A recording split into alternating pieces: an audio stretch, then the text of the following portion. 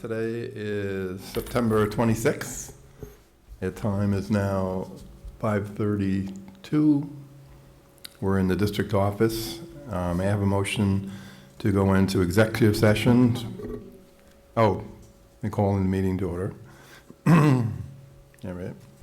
I need a motion to go into executive session to discuss confidential matters pertaining to the future employment of a particular person or persons, collective bargaining, negotiations, and potential litigation. So moved. Second. Is there any discussion? All those in favor? Opposed? We're in executive session.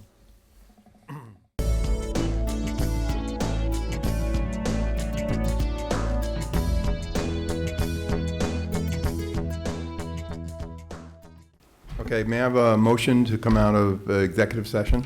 So moved. Second. Is there any discussion? All those in favor? Opposed? We'll now have the Pledge of Allegiance. I pledge allegiance to the flag of the United States of America and to the republic for which it stands, one nation, under God, indivisible, with liberty and justice for all.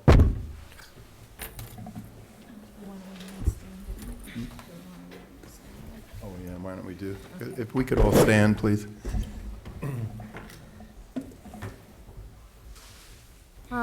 We had very sad news in our district this past week. One of our very beloved bus drivers passed away in an accident, and we would just like to have a moment of silence in remembrance of Tony D'Ambrosio.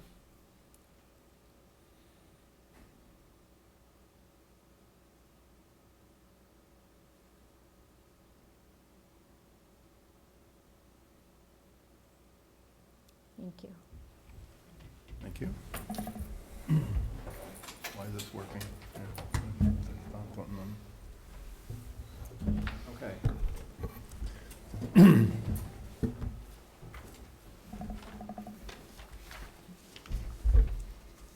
I believe we have no agenda and announcements. So may I have a motion to adopt tonight's agenda? So moved. Second. Is there any discussion? All those in favor? Opposed? The motion's carried. I guess we're down to pride here. And we got a lot to be proud about, right? Yes. Well, I'll just start with basically some of our upcoming events, although we are proud of all of our fall athletic teams that are engaged in competitions. We've had some excellent weather and some great exhibitions and competitions, so congratulations to all our teams.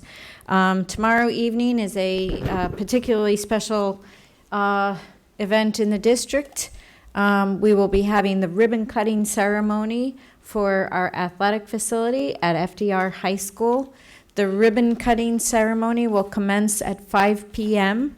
Senator Terry Gibson will be there to say a few words. I also know that Assemblywoman Dee Dee Barrett will also be there. We extended invitations to the town of Hyde Park, the town planning board, to PTA presidents, to pretty much everybody we could think of, and it's been highly publicized. So we are hoping for a large turnout. So the ribbon cutting is at 5 o'clock. At 6 o'clock, the ceremonies will begin with some words from a longtime coach and educator in our district, Pat Mosier and Margaret Robley. We will also have the rose ceremony. That is the ceremony for the seniors on the football team. We will also have a parade of athletes.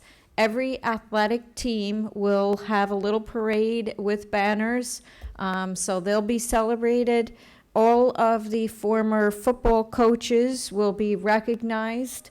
John Golden will be throwing out the coin toss for the game, for the starting of the game. He was on the very first football team that FDR, which was at Haviland Middle School at the time, ever had.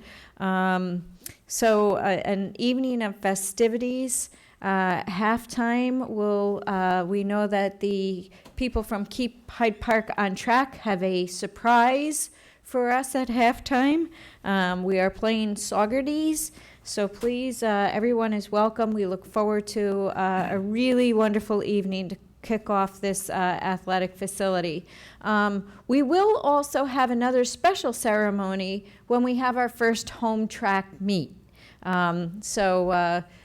Because it's not only the field that was replaced, but also the track. So we will have a second huge celebratory in the spring, because although the football field is new, we have been playing on our existing field and never ceased to play. We have, however, not had a home track meet in over 20 years, so that will be another celebration. Big weekend this weekend. The Hyde Park Teachers Association golf tournament is a fundraiser for the Hyde Park Library. I myself will be playing with 2 administrators and my husband, and plenty of teachers and community members will be joining in on this very special fundraising event for the Hyde Park Library. And On Statsburg, right? I think What's it's that? both the Statsburg Library too, right? It's both Yes, libraries. yes. Yep. Thank you, Kevin. I'm sorry. The Hyde Park and the Statsburg Library fundraiser. Also on Saturday will be the Joel Thompson Memorial Soccer tournament at FDR. So Saturday's a big day.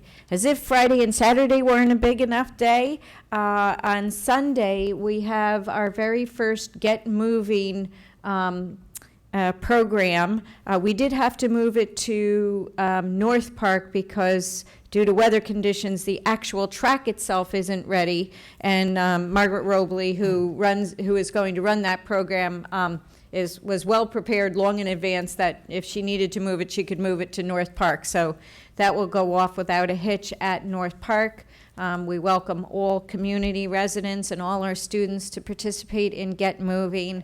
Just another huge health and wellness initiative for all of our students. So no shortage of anything to do in Hyde Park. And I'll put in a plug because the town of Hyde Park is having their fall festival as well on Saturday. So if you're not golfing in the fundraiser or attending the soccer tournament, the town recreation department has everything from balloons, races, balloon rides to a whole host of activities planned for their fall festival on Saturday.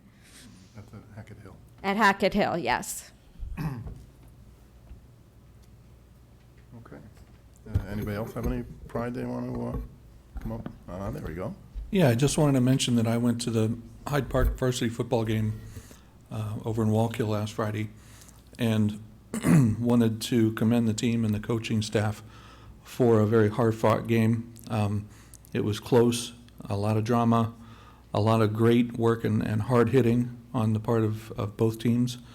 It's the first time that I've ever seen a high school game go into overtime. And so that was interesting. In the end, we wound up coming a little bit short of winning the game, but it was a phenomenal demonstration of the athleticism of our students and athletes, and also good sportsmanship. Really demonstrated a lot of stand-up behavior. So the entire team and coaching staff are to be commended.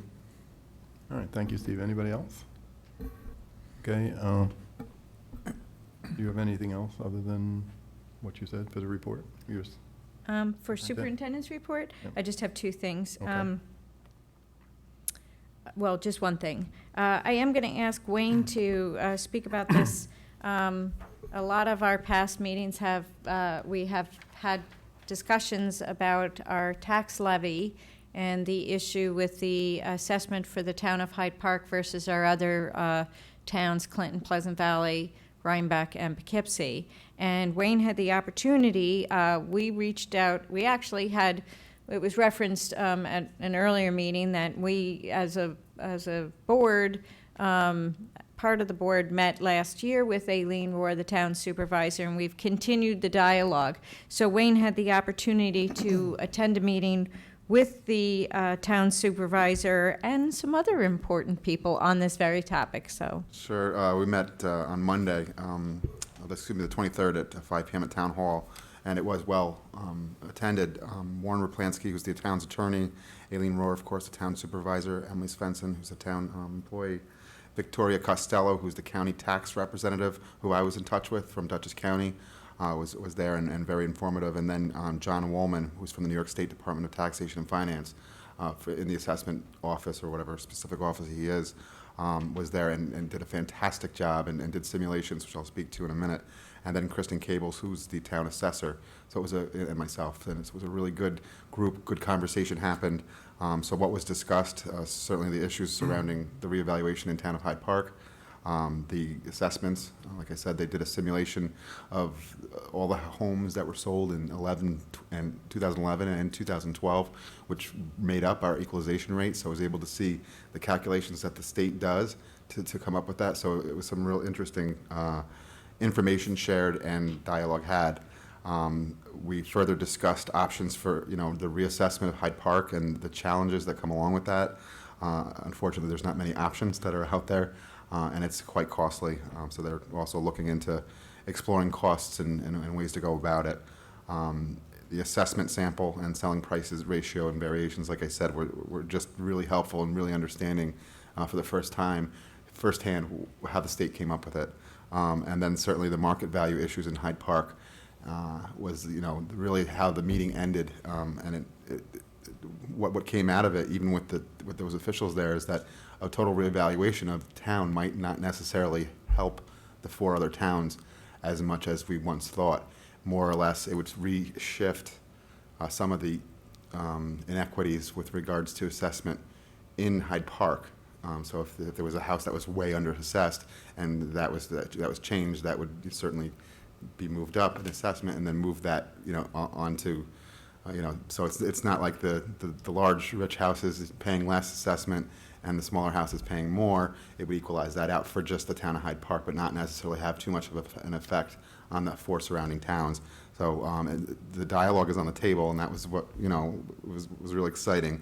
To be there in light of the recent unequal distribution in tax rates. It certainly has a large effect on our district and our taxpayers, and we take that real serious. And we're going to continue to monitor this and continue to meet and have conversations. So it is on the table.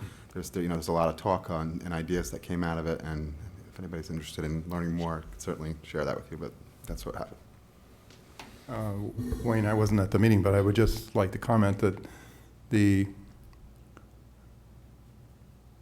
reevaluation of Hyde Park, is sorely needed. And the difference in terms of how our budget works and the market value is the thing.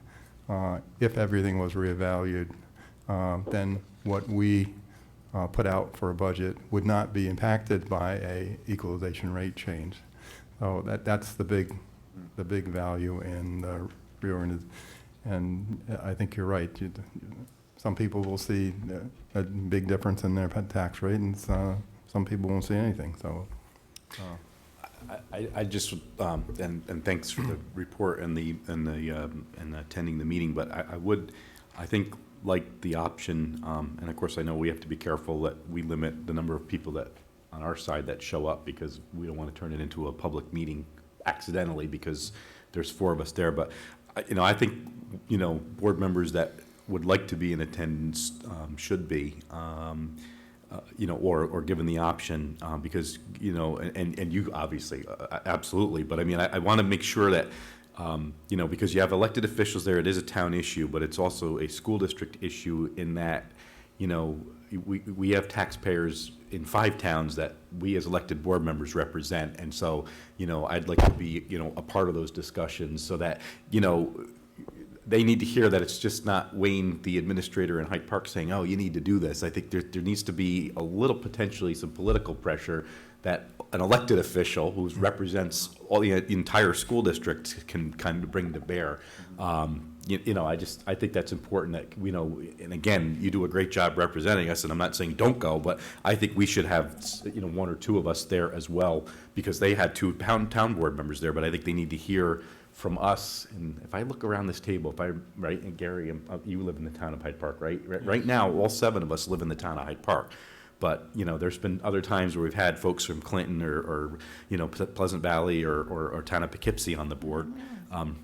We have to make sure that we don't ourselves close our mind and think only Hyde Park centric. We want to make sure that, we're looking out for, and I know Wayne is looking out for all the taxpayers as well, but I think since we have the elected responsibility, we should have some representation there and try to, bring some of that, those concerns forward. And that's what people expect of us, if they elected us, and they expect us to go to bat for them as well, so.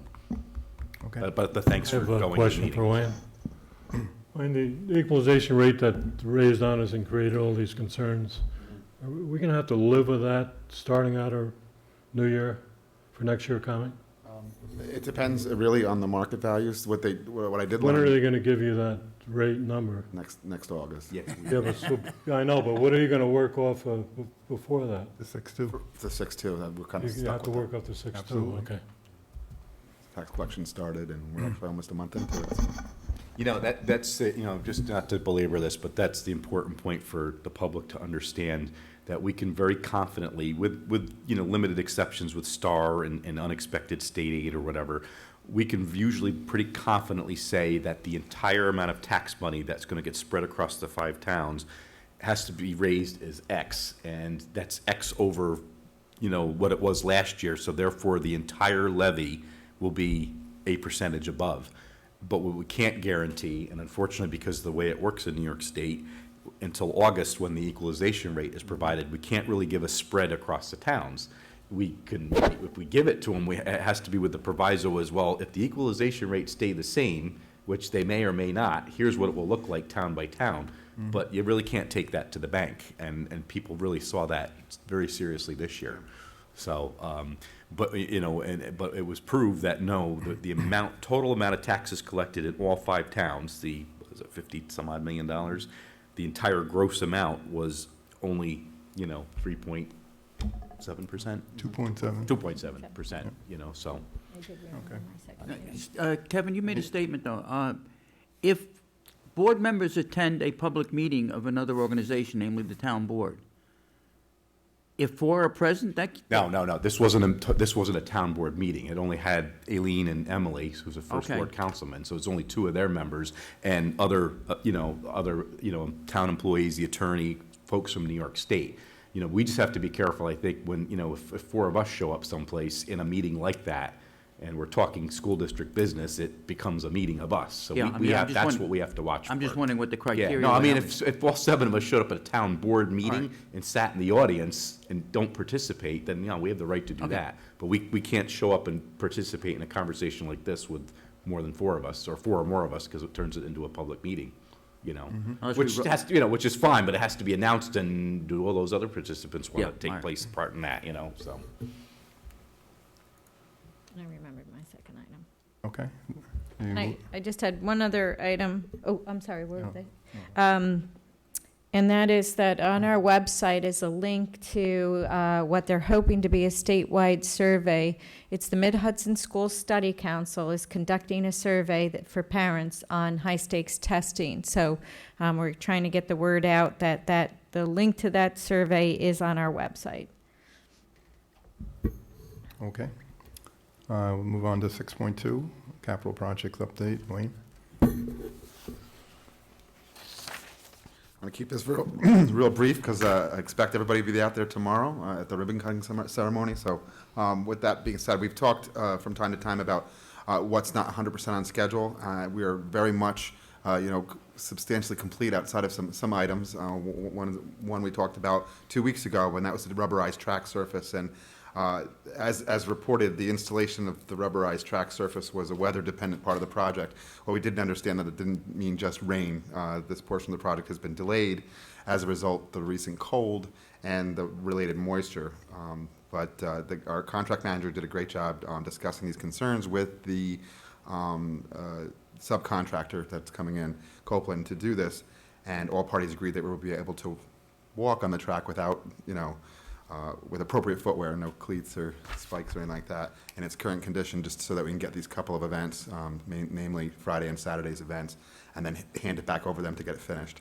I think the overall goal is to get the track completed 100% complete and of the greatest quality, but that remains the biggest update that we've had since the 2 weeks ago, where we did kind of mention that that might be a possibility, but it is. Everything else is relatively on time and definitely within budget. It looks real great. I encourage, as Dr. Reichik mentioned, to get out there and see it tomorrow in full action. We've been putting a lot of pictures on the website and stuff like that.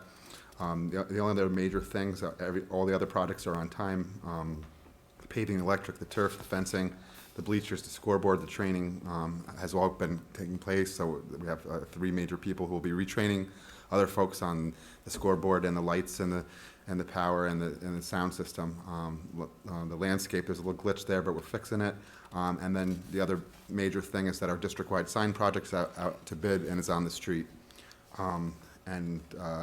North Park ceilings and Haviland Middle School heating pipe project are all on schedule and within budget and timely. Thank you, Wayne. I've got a question. Okay. What are the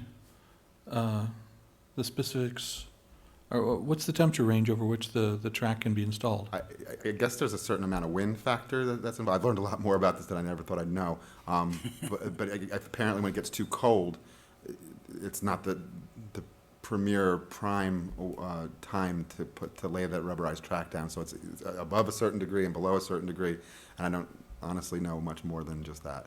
But there are definitely conditions for which, it's not optimal, I guess I would say.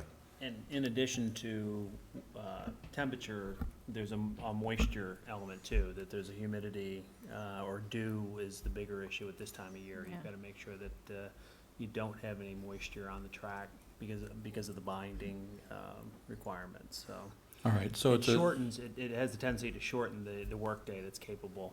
So And the- the other issue, a lot of the product is sprayed, so you have to, it can't be a extremely windy day. There's a lot of preparation, masking. Literally, they mask everything. The whole field off has to be around it, covered. Yeah, Yeah. yeah, fences, bleachers.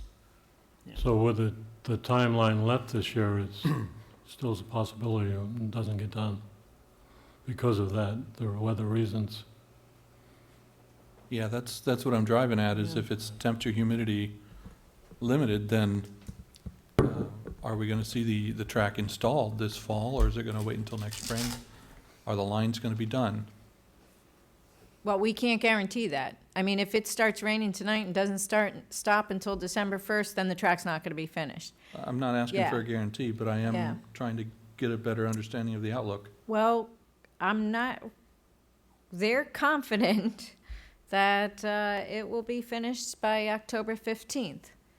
That we should have a long enough stretch of weather to get this completed. That's what we've been told, is that they can do it. So I'm going to bank on their confidence level that by mid-October we'll be good to go. Okay, thank you. But I'll add that Copeland is they're a good contractor. I mean, they do a lot of the tracks in the area. I would say that if anybody can get it done, they're probably the ones to get it done. I mean, Yeah. they'll go outside of the typical work day and work week to, wouldn't be surprising to see them show up and work on a Saturday or Sunday to make it happen. It's a real busy company also, Yeah. so Yeah. we're not the only ones on their schedule probably this time of year.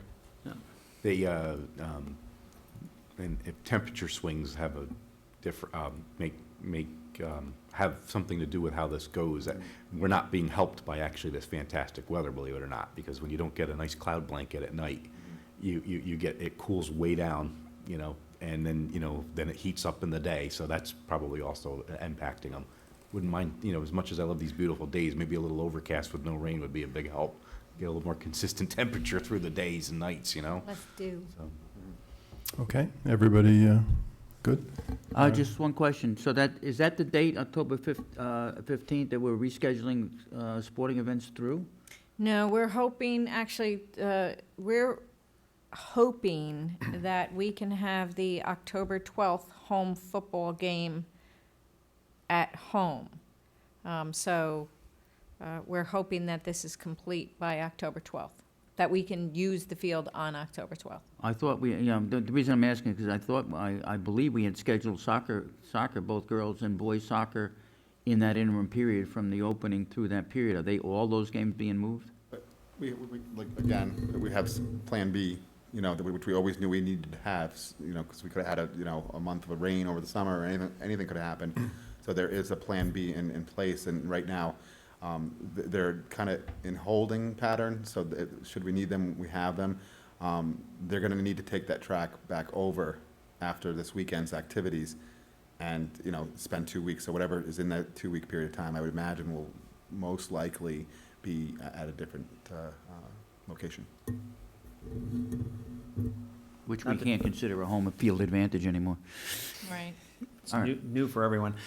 What was the original completion date? I mean, we had a schedule at one point, and Well, we're working on that. In any kind of project, you're going to have things that come up. And, typically, it would result in a lot of change orders if we were holding, to a timeline. So it was a very flexible timeline. We're looking into the specifications as to what is the actual date of completion. But we've been very flexible, and as a result of this flexibility with the contractors, we've gotten a lot of stuff done. We've gotten over problems real quickly instead of getting it held up in change order land where it could wait for, a long period of time before, a negotiation for what that might look like. So, it's not ideal, it's not optimal, but, I think the overall end result is that we had a solid quality track that, that didn't have any issues at the end. So, I know I didn't really answer the question. The substantial completion date, it's our understanding, and we're double checking it, is at the end of October. Oh, Is what the okay. contract Okay. indicates. They've Right. been working very closely with us to accommodate trying to get in, our homecoming game and, any other athletic events, but I believe that the substantial completion date was end of Okay. October, but we're double checking that, and if that's not the case, we will certainly be. yeah, and just, we're saying the project's on schedule, and just be good to know what the schedule was, so that Right. we're, yeah. Okay, thank you.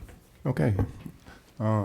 At this time, can I have a motion to go into public participation? So moved? Second. Any discussion? I just point out that we give community members 3 minutes to talk. We're not big on making sure that it's exactly 3 minutes, but if you can hold it to 3 minutes, that'd be great. We really do want to hear from you. We have a limited amount of time, so if you can be as brief as you can, that would be helpful. All those in favor? Opposed? We're now in public participation. Would anybody like to address the board? Could you please go to the mic?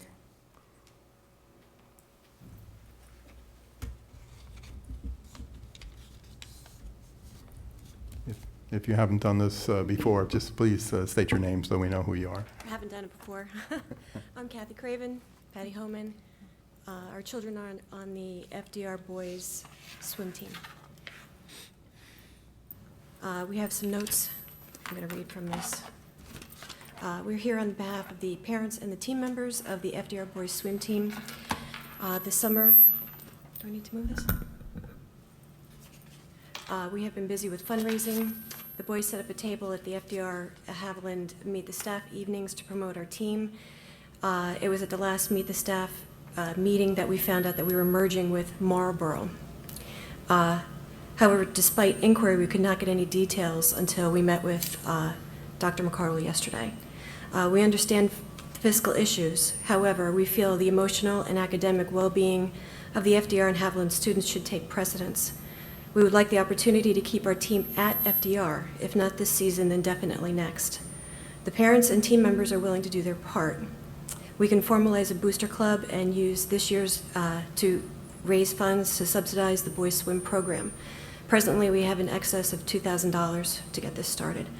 It is our fear that once the team has merged with Marlboro, that we will never have a separate FDR team again. Dr. McCardle's main concerns of not having a coach and the difficulty of arranging pool time would have been addressed as a unit consisting of the team, the parents, and the athletic director. We'd like to all work together. As far as a coach, had we known the difficulty in finding the coach, we would have aggressively assisted in any way to find a solution. As far as pool time, according to the schedule from last year, we had practice every day that we didn't have a meet, so that really wasn't a problem. We want to foster open communication between the parents, the boys, and the administration so our swim team can thrive. We urge the board to help the boys' swim team by exploring other options. For example, Dr. McCardle suggested possibly negotiating with Marist for use of their facility in exchange for the use of ours, like they don't have a track for their team, and we don't have a pool. Transportation could be an issue if Marlborough schedules their practices for right after school, because we do have Haviland kids that are on the team and they get out later. If we want to have a successful transition, it would be beneficial to our team to have last year's coach as either a head coach or an assistant coach. This is an opportunity for the board to send a message that regardless of the team size, that every athletic team at FDR is of equal importance. As we know, athletics has proven to keep students academically on track, support social interaction and growth, and swimming is a life skill. Please assist us, the parents, in keeping the pride our boys feel in their swim team. Let them represent their community, their school, their home. Let's make this happen together. Thank you. Do you have any questions? We, the way this works is you get to talk, And then we leave? and then, No, you stay. and you go sit down, and then somebody else gets to talk if they want to, and then we close public participation, and then we respond. It's not a discussion. It's you tell us, and then we respond to it.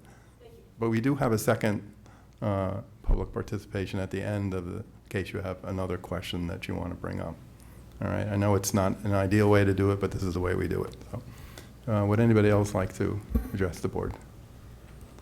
Wait a minute, you're not allowed. I'm not sorry. Tim Lebrand, Statsburg. Listening to the issue dealing with the equalization, I'm just realizing, I never thought of it before, we're not the only district that has that problem. It's across the entire state. So I don't know if you're looking at getting together with the New York State School Board Association to possibly see what type of pressure they can put on from up north. But when you look around Dutchess County, most districts in Dutchess County comprise of more than one town. So it's not just Hyde Park's problem. Thank you. Does anybody else like to address the board? May I have a motion to close public participation, please? So moved. Second? Is there any discussion? All those in favor? Opposed? We are now out of public participation. Would anybody like to respond to the? Well, I'll start with Tim's because that's the issue I know really well. Yeah, Tim, you're absolutely right. And the only problem, I guess, probably the issue is it can impact some districts more than others when there's either huge shifts in market value, which I think was what happened here, and then also the town of Poughkeepsie did too.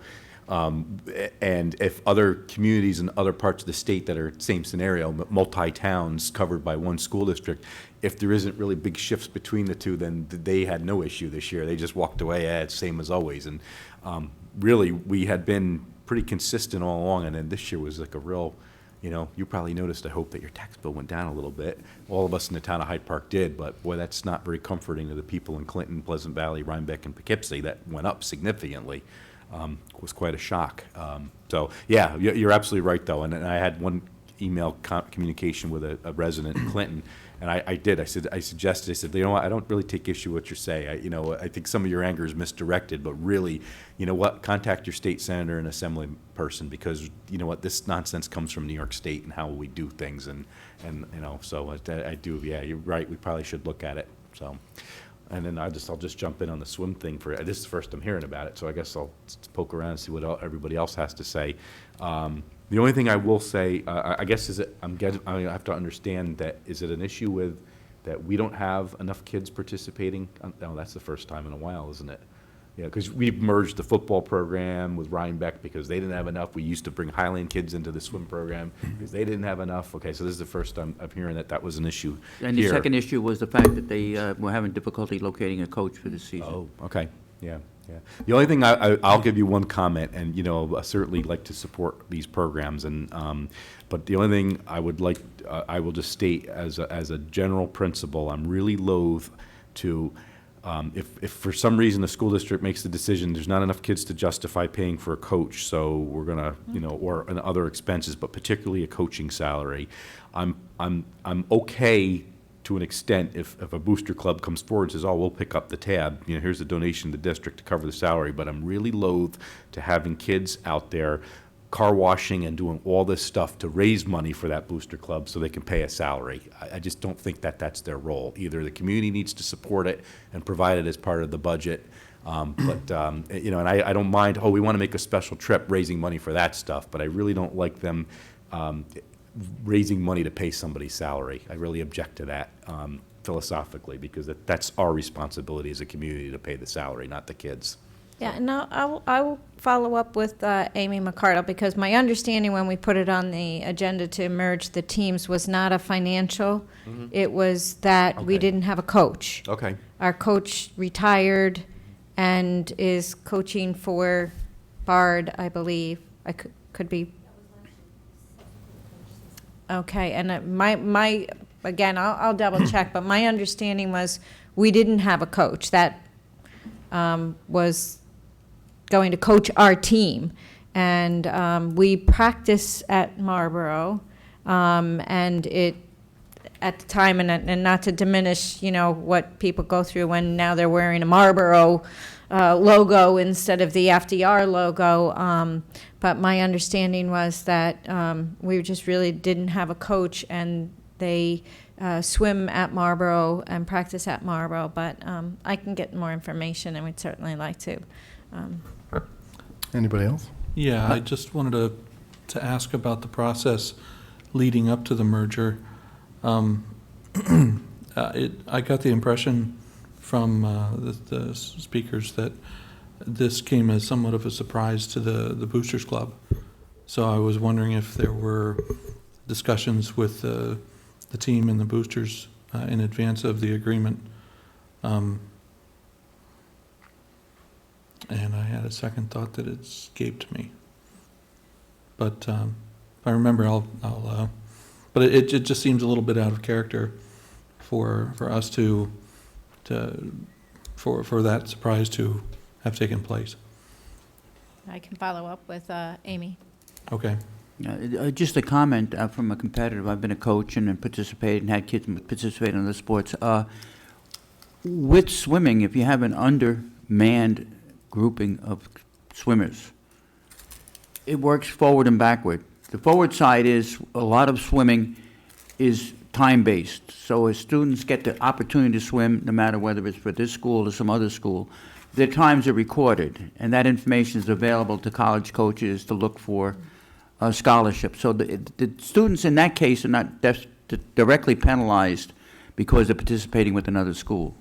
But if they compete as an undersized grouping, they'll go into every competition, every school they face, knowing before they ever get there, have no opportunity to win. Because events that they don't participate in, those points are awarded directly to the other school. And therefore, if you give up six events, you're down to 2s before you ever start. I will comment that just so everybody understands, I usually am on top of these things and aware of things that are going on. I had no clue about this merger with Marlboro for swimming.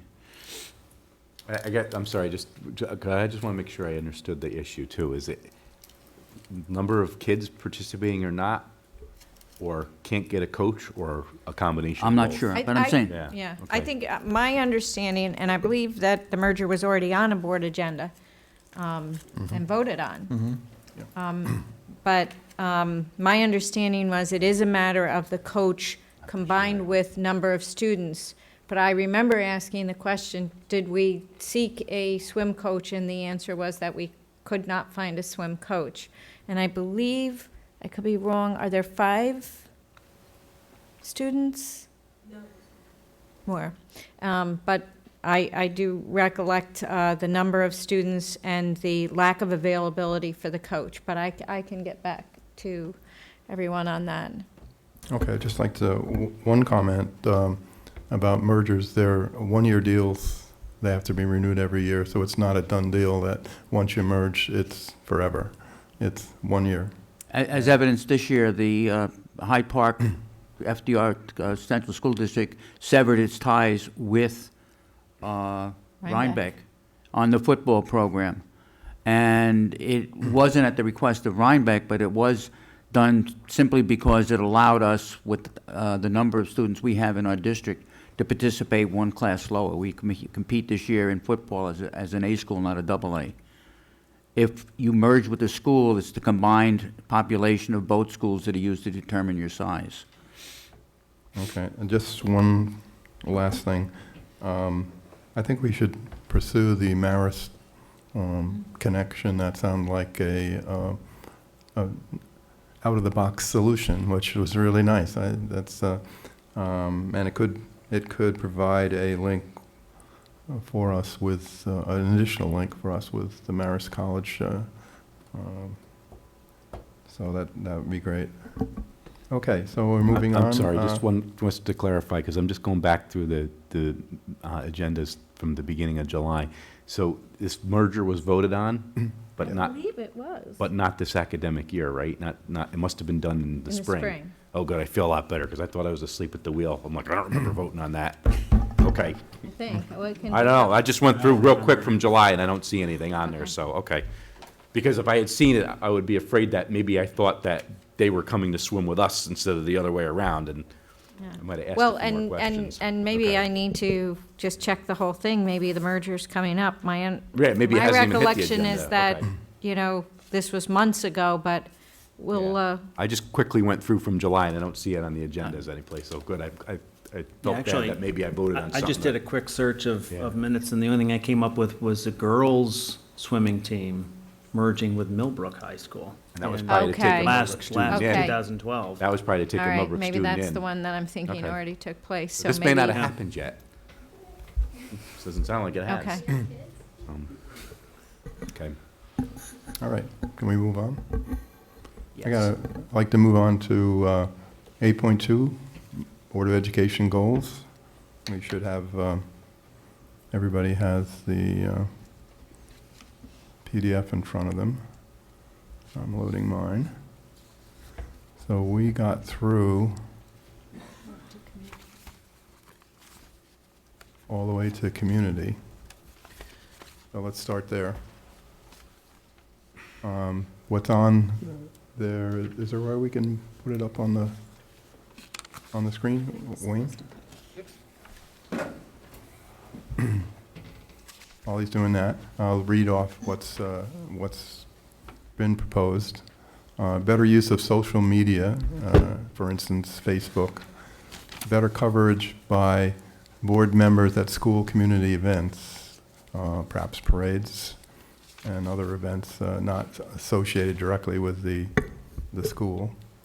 And to receive quarterly updates from the energy educator. Has anybody got any other ones that they want to add in there when we talk about?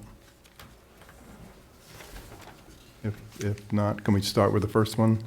Better use of social media. I don't know, that's not a smart goal, but I didn't think it was. yeah. No, it's not that it's a bad idea, I just. Yeah, I no, wanna- it's not a. The language I know needs to be it's- tuned up yeah, here. Right.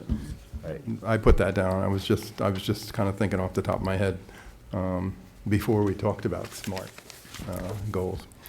Anybody want to, does anybody think we should have something like this for community? And if so, anybody want to take a crack at wording? Because, it'll take me until next Friday to come up with words, but. I guess, what would you like to accomplish, and then maybe we can get Well, some language around it. what we're trying to accomplish is a better interaction and more information available to the community, and having a way to push things out that the community should be interested in and may need to know in a way that we can't always do every 2 weeks from, at a board meeting. So it would give an opportunity to allow us to put more information out there. That was my thinking. Now, let me either express my knowledge or growing knowledge or total ignorance. On Facebook, things that are placed on Facebook are actually pushed out towards the people that are members of Facebook, right? So there's notifications or signs that say, hey, there's some information here you might want to see from the Hyde Park School District. Whereas today, as we do it on our website, people have to come in search of the information, so they're not aware of what's there, and they got to search through the whole website to see what's going on. After the meeting? Is that basically the difference or the advantage? All right. Yeah, think of it as a subscription. Okay, I'll think of it as a subscription. Subscription. I can handle it. It's 3 syllables. All right. Right now, there's about one new posting on Facebook per week. But if board members would like to contribute to posting on Facebook, either, we can, a link to something, whether it's an article or if they would like to make a comment, we could certainly manage that through my office. As long as it doesn't become burdensome on you. Right. You're the person, aren't you, right Lori now? and I are the person. Yeah. Okay, And, Right. it's been manageable so far. okay. It's, And that's true. I mean, think about it. I mean, not that, I don't know if any of us really want to, it'd be our individual choice, and you have to understand you're speaking as an individual board member, but suppose you did, link an article, and maybe, for example, I'll say I did. Let's say I sent you an article, it was interesting, it has to do with, whatever, and financing education. So, if people start to comment on that, I guess really, if you chose to, but again, you have to watch it, but if you're on Facebook, as I am, that gives you the opportunity, like, you, at that point, you're out of it, and that allows me, if I, because anybody who sees it can comment, and then you can throw in your 2 cents. yeah. But that can create a lot of going back and forth, so I would tread lightly if I was the individual board member. But yeah, yeah. Well, now so getting back to the at least once a week. I mean, Greer said she's doing that, so you could almost say, I mean, if that sounds reasonable, an update on Facebook at least once a week, and then certainly obviously as other, breaking developments happen that need to be reported, maybe you get it more than once a week, but I mean, does that sound like a reasonable number? But at least that gets your measurable thing as far as SMART goals. I think that's a good starting point, but it Right. also sounds like that's where we are already. Yeah, no, I'm just, yeah, right, so I'm just saying, yeah, do you increase it, or, but I mean, without, Well, burying a very busy person trying to come up with content. You don't want to just post just to post either. It's got to say something, or Well, my goal here was, I just used Facebook as an example. It's not just Facebook. I'm wondering if there are other social media type things that we can use in addition. I guess I would look at it from a I don't use any of them, Yeah, but. I guess my approach would be to look at it more from a reverse engineering process of, okay, what do we want to do? We want to try to get more information out to the community. Right. And, what's the information? How do we, very general, we want to get the information out. We want to get it out in a timely manner. We want to get it out in a concise manner, an accurate manner. The frequency, to me, I'm not crazy about once a week, putting a mandate of once a week, because probably some weeks it would be good information, and some weeks it would Right. just be, okay, I gotta Hey, get happy something it's out, Friday. because every 7 days, it's Friday, I've gotta put something out there. So, I can appreciate the measurable side of it, but, maybe it's, so many times a year rather yeah, than. right, that's fine, I'm okay with that rather too. than once a week. I didn't, I just meant that you'd have something that Yeah. can say, you can go back and check off and said, yes, we did this, Yeah.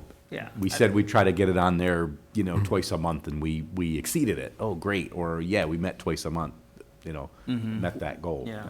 If it's Facebook, would we like to expand the board meetings with an additional topic? Says, has any board member come across a topic that we should add to the Facebook? Well, yeah, not to light up a fire here, but I'll just use a quick example. Somebody that I'm friends with on Facebook, which doesn't always mean that you're actually friends with them, but an acquaintance that They you know, friend happen to be a friend with on Facebook. posted, and I think she lives over in Marlboro, and she posted and I think it came out of, I forget, it was one of these good government organizations or something in New York State, and it was a big treatise on the Triborough Amendment. You know, fascinating reading. You know, those of us already know about it, but boy, you know, the average person probably really doesn't. They always hear about it, but they don't know it. There were charts and tables. Suppose the Triborough Amendment didn't, you know, exist, and watch what happens with a salary schedule. And now that it does, watch what happens. I mean, just really fascinating, you know. And it was just, you know, it's one of those types of things that you could say, hey, did you ever wonder about ... Hey, take a look at this article, kind of thing, you know. So. Kind of similar to the stuff we get. You know, I wonder if, you know, for example, maybe it's appropriate. I mean, there's some pretty neat stuff on the School Boards Association website. Yeah, Maybe link we it. link, you know, stuff to that, or I'm sure on the Superintendent's Council's website, you know, that, you know, because stuff's usually open to the public, at least the big stuff, you know, and that, you know, hey, you know, did you ever wonder about why something's like this in New York State? You know, it's not just Hyde Park. Take a look at this, click, you know, and here's a quick link to it. Give people some more reading on and some more background on why things are the way they are in New York State and the way we, you know, have to administer and fund education.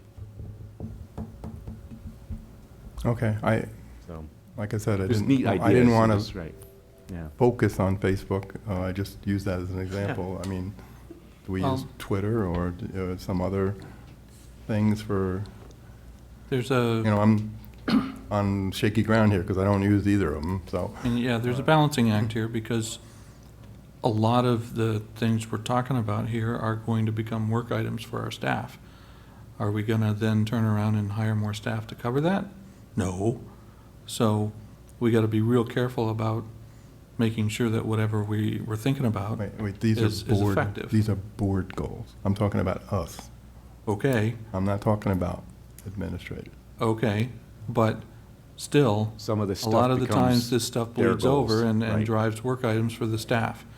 And so let's be careful about what we're thinking about. Even, Okay. you know, I think, for example, it's a really intriguing idea to consider the notion that the board or individual board members could forward a link to our superintendent or her secretary to get it on the Facebook page. That would be an outlet for us as board members that we wouldn't necessarily have otherwise. And I don't think that sounds like that much of a burden. I hesitate to mention it, and I'm not sure that this is the right context, but 2 years ago, I was creating summaries of every board meeting, and I would email that to most of 200 people. And a lot of people responded to almost every email with questions or comments, and it really drove a lot of good dialogue.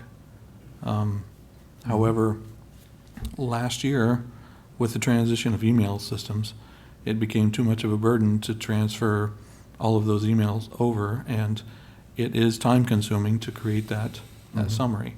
Okay. However, and I've certainly talked to Greer about this multiple times, in that I think that, and I was very frustrated, by the way, after we conducted the first vote for the athletic facility. And immediately after the results became known, people were saying, I didn't know about that. I didn't understand the issues. I didn't, you know, there was a lot of misunderstandings or miscommunications or lack of communications. And so that was, you know, I started doing that as a result of that. So where I'm going here is that I would be willing to resume creating those summaries that can take, you know, 5 to 10 minutes to read, no more, if we decided that we wanted to post them on Facebook. Would you necessarily have to give summaries, or could you just list the topics that were covered and let them go, oh, then now you're making them go look at the broadcast to find out and then sort through that? Yeah, well, never mind. One of the pieces of feedback I got was that certain people found it very useful to get a summary. And not only was it a summary of what's on the agenda, but more importantly, what's not covered in the meetings is public comment. you get no flavor for what, for public comment unless you're watching it on television or you're here. And so people found that to be among the most important parts of that summary. So, the summary is more than just meeting minutes. It's a condensation of the essence of it, and I did my absolute best to remove any spin or political opinion from it. I think most of, I can probably send you a few samples just to show you what I mean, but I used to get them. very cut and dried, very factual, Mm-hmm. and every once in a while I would include a link. So I guess what I'm suggesting is that I would like to see us continue to do that. I think it would be a burden on someone on the staff to do so. So Well, I would be willing to do it. Right, does it make sense, I mean, based on this is Doug's good, this is our goal, does it make sense, and I don't even know whether, from a legal or does it, are you opening a can of worms point of view, but, I mean, does this not even maybe go on the school district Facebook page, but do you create one that's the Board of Education of, Hyde Park Central School District Board of Education that we have control over, and, it's just us, speaking or offering, that can be really productive, and it probably could also get out of control if we're not careful. But like that, basically any of us would comment on it. We wouldn't expect administrators to, because it's kind of like the way to communicate, the board to communicate with the community if they had concerns. And you could, so for example, post your summary of the meeting, for example, and then people might comment on it. And then really any of us that want to say, well, this is my view, and how I thought about it at the meeting, I could comment back, if I so chose. But I mean, that way it kind of restricts it, and it is our goal, but it becomes our thing and not something that the district has to maintain. And, there's plenty to do just keeping us alert, that Dr. Reichik has to do to keep the community alert to things that are going on in the school district. Some of this other stuff we can talk about, so I don't know, I guess I could ask Doug, what is your feeling about the board communicating with the community as far as its thoughts and process and what it's thinking Right. about strategically for the district versus, hey, there's a homecoming's going to be neat. Not that we couldn't throw that in there, but that's No, I'm something that would thinking come out of Greer's office rather than. I'm thinking in terms of budget development. Right, yeah. Dutchess County School Boards Association, small report on what happened, just so people understand that it's more than just here. Barry gets to go to an extra meeting every month. They could find out our views on taxation if we, it would be another dialogue, and that's kind of where I was going. I wasn't going towards having these schools. The only thing is now, we already have a website. We have our own face page. I guess, I don't know if people get confused if there's yet another Facebook, but I like that idea better than putting stuff on the district one, because what I was envisioning was what are we doing? What are we doing as Yeah, and some of them might just be intertwined. so how about if we Right. say, create a Board of Education Facebook? By, And provide a informative meeting How long to does the it take board to create members it? and how it works and how we'd use it. Or a Twitter account, actually. or a Twitter account, yeah, well. Limited to 144 characters. Keep it short. No, I would be interested to see what other districts are doing too in the state, Right. because I mean, that can be really productive, and it can be really fraught with danger depending on, how you go about it, so. Well, And one- if you, Yeah. I'll just, go ahead, Steve. My biggest concern is that there should be a single person who Inputs. sets it up and maintains it. No, not input. Oh, I don't see the a setup, problem with, yes. but, unless someone steps up and says, I will take that role, then I think, and furthermore, I think it kind of depends on how much we use it.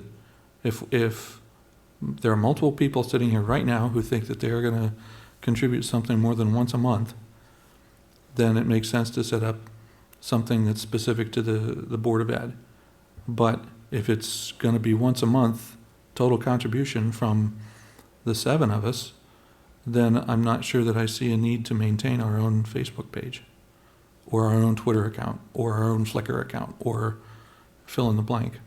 Well, if we set it as a goal and monitor it, that we could make the determination after 6 months or after a year, saying, we've set it up, and monitoring it, we find that we're only submitting 1 or 2 a month, that we could reconsider on maintaining our own page. And you'll find out real quick how many followers you have, and Yeah. if anybody's I really mean, looking right now, at we it. don't do anything, right? And Pardon? find out how many are friends and how many are friends. Or liking, and, there's ways to, measure really whether it's being productive too. I mean, obviously, what you put into it is what you're gonna get out of it, but, All I right. don't know, I don't know. It sounds like it could be a neat idea, but I think we definitely need to have ownership of it and not burden Right. the administration with, because what they gotta communicate to the community is really entirely different. I mean, So, as a corporate body and a strategic planning body, if you will, we have different things we need to get out and communicate with the community and hear about, and that's very different than what maybe the administration's thinking about for a Facebook account. Well, I think I heard a trial basis, maybe on the current Hyde Park Facebook page to see how much that we might contribute and just go from there. How's that? That's the direction I'm Okay. leaning, but I think that I'd like That's what to I thought I hear got. Yeah, I just want to, Rajek's yeah. opinion. And Steve and I did spend a lot of time on this last year. I just want to really be clear that our Facebook page is outgoing only. And we do not engage in dialogue. So the rule of thumb is that it's checked on a daily basis to determine if anything is removed because it is it is derogatory to a specific staff member or is potentially dangerous. So we have 3 choices to make on Facebook posts: to remove them, to ignore them, or to clarify if there's a gross statement that could, that really warrants the clarifying.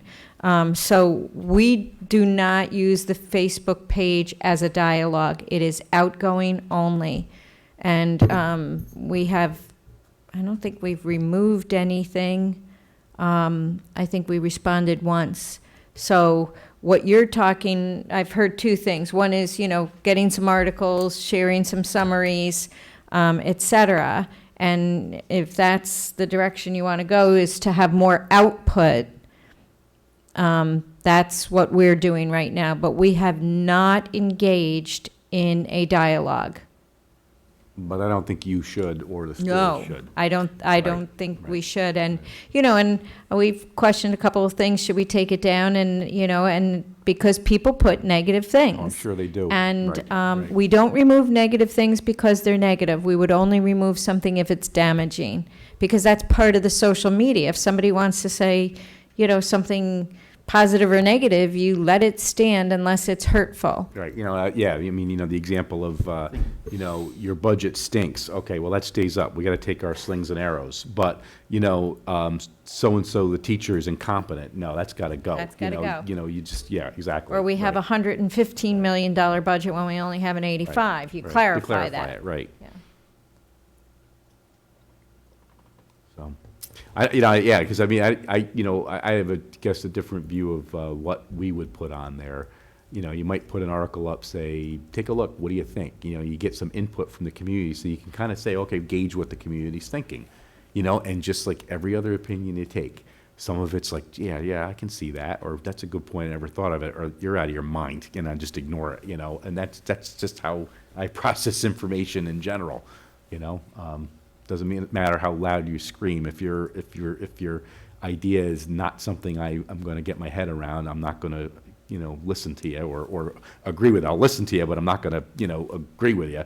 But there may be sometimes you say, geez, I never thought of that before, and you take the information in and say, geez, that's a twist I never really thought of. I mean, I think it could be valuable, But again, it's on these kind of issues. I don't want that kind of nonsense, like, thus and such, the principal's a moron, or this, I don't want to hear that stuff. That is absolute nonsense. If you have a real concern, then be a person and don't do it on social media. Pick up the phone and you make a phone call if you're really serious about that type of stuff. But, I mean, on the other hand, an article about, how, for example, the equalization rates work in New York State, could be interesting dialogue with the community. I don't know. And that's that high-level stuff that we have to wrestle with as a board, and maybe the community doesn't know a lot about or has some opinions on, or putting the budget together, or, hey, what's important to you, that kind of stuff, so. All right. So- We still have to make it a SMART goal.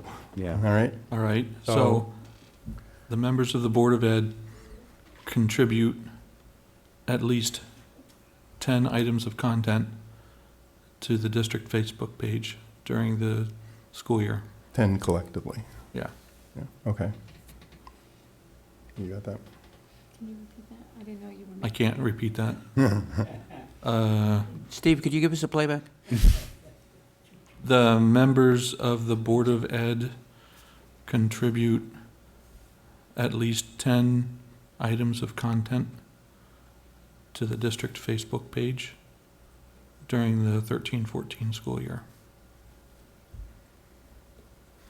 Is that Yeah, that wasn't too hard, was it? specific enough? Harder than you might think. Now, we talked about Facebook. Seems like there's an opportunity to take advantage of Twitter. However, I'm not prepared to manage that, and I'm not going to ask the administration to. Well, let's take one step at a time. I think it's, Yeah. This stuff's great, but it requires by a the middle lot. of the year, Twitter might be dead anyway. Nobody uses it. Who knows, use something else. You see I know there's a couple of different companies, my own included, that, are on social media, particularly Facebook. And, there is a huge resource behind, keeping that stuff going. It's important, and it gets good information out to customers and people that, care about a particular business, but it takes a lot of resources, so that's what we want to make sure we don't, Okay, well, the next one I put into, and kind of dear to my heart, I would like us to be seen, not just when our children might be in something, but in more visible to the community, so that we get to know more people and they get to know us. So I would like to have board members cover, concerts, which we do, but not everybody does, and at least 2 or 3 a year. I know Dan goes to a lot of the sporting events. I go to a lot of the music and arts things. But there are other things that each school does, like elementary schools have a fun day. And I know for people at work that might be difficult, but I could do those, And they have math nights, and they have lots Sure, of you go things. have fun during the day, and I got to go at night and do math. Yeah, I there you see go. how this works. Hey, There's a plan to his all you have to madness. do is retire. But I think it's important. The one thing I've found out in going to one school every week is that I've gotten to know the staff really well. They've gotten to know me. I've gotten to know parents that come in, and I think you build an amount of trust with by familiarity that they know you. Oh yeah, you're on the school board. Thanks for coming. And so if we could. Oh, the other thing I put parades. Every year they have a parade. 4th of July parade. Why couldn't the 7 of us walk down in the parade? That They can throw stuff, and how we have people throw candy out. They could throw the candy back at us. But Put some at the risk convertibles or of, something. you know we what, get in a convertible. Yeah. we No, drive- I actually, that one, somebody actually asked me that once, why don't you guys march? And I used to joke, well, they throw tomatoes at you, but no,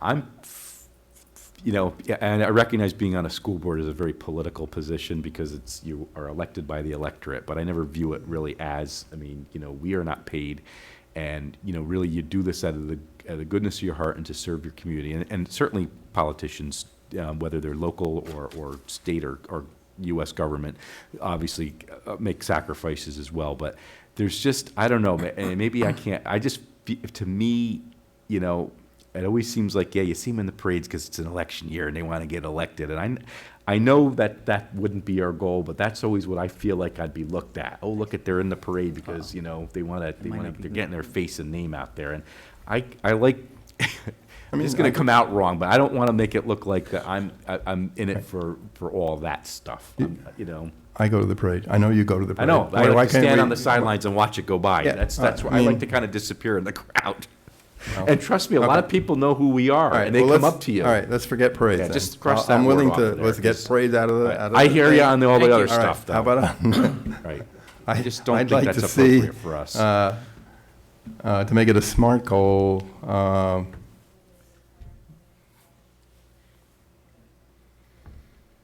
we got 9 months, 6 events that each of us should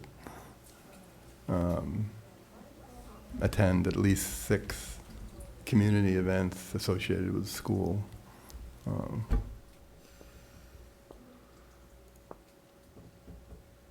Doug, I need to respectfully disagree with you. That's fine, you can. Speaking for myself, I am involved in the community in several different ways, and certainly I'm happy to talk to anybody who approaches me when I'm in public about the school system, the school board, the business of schools.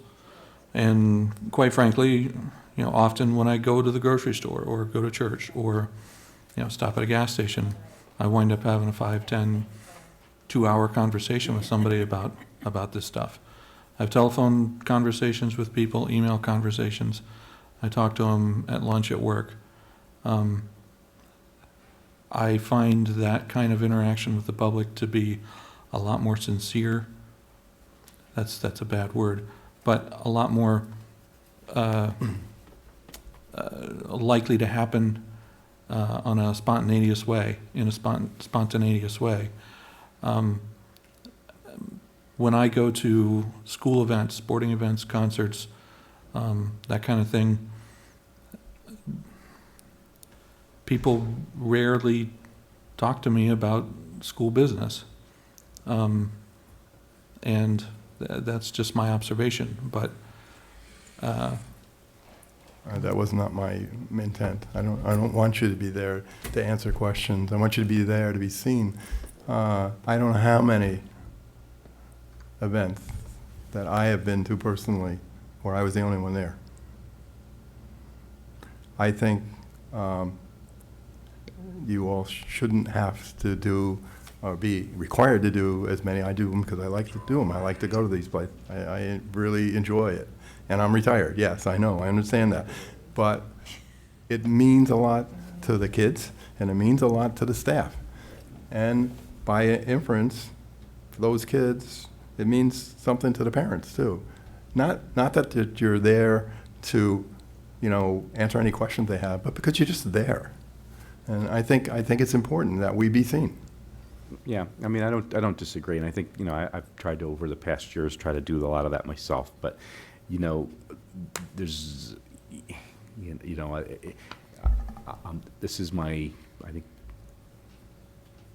this week, 3rd night out this week, with other stuff too, you know, I have a lot going on, you know, with other boards I sit on and things like that, and you know, so somebody says, well, then maybe you shouldn't have run the school board. Well, you know, not anybody else really did, and that's, you know, I make the commitment to, you know, really, you know, be able to offer, you know, some, you know, my you know, contribution and to come to the meetings, and but I also recognize I've, you know, got some family commitments, you know, but I agree. I think, you know, to the extent that I try to, I do.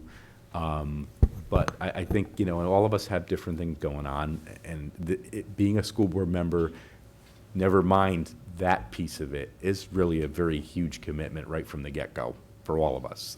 It requires some reading and time outside of here getting ready, and then the actual meetings twice a month, and then it gets a little more hectic when budget season rolls around.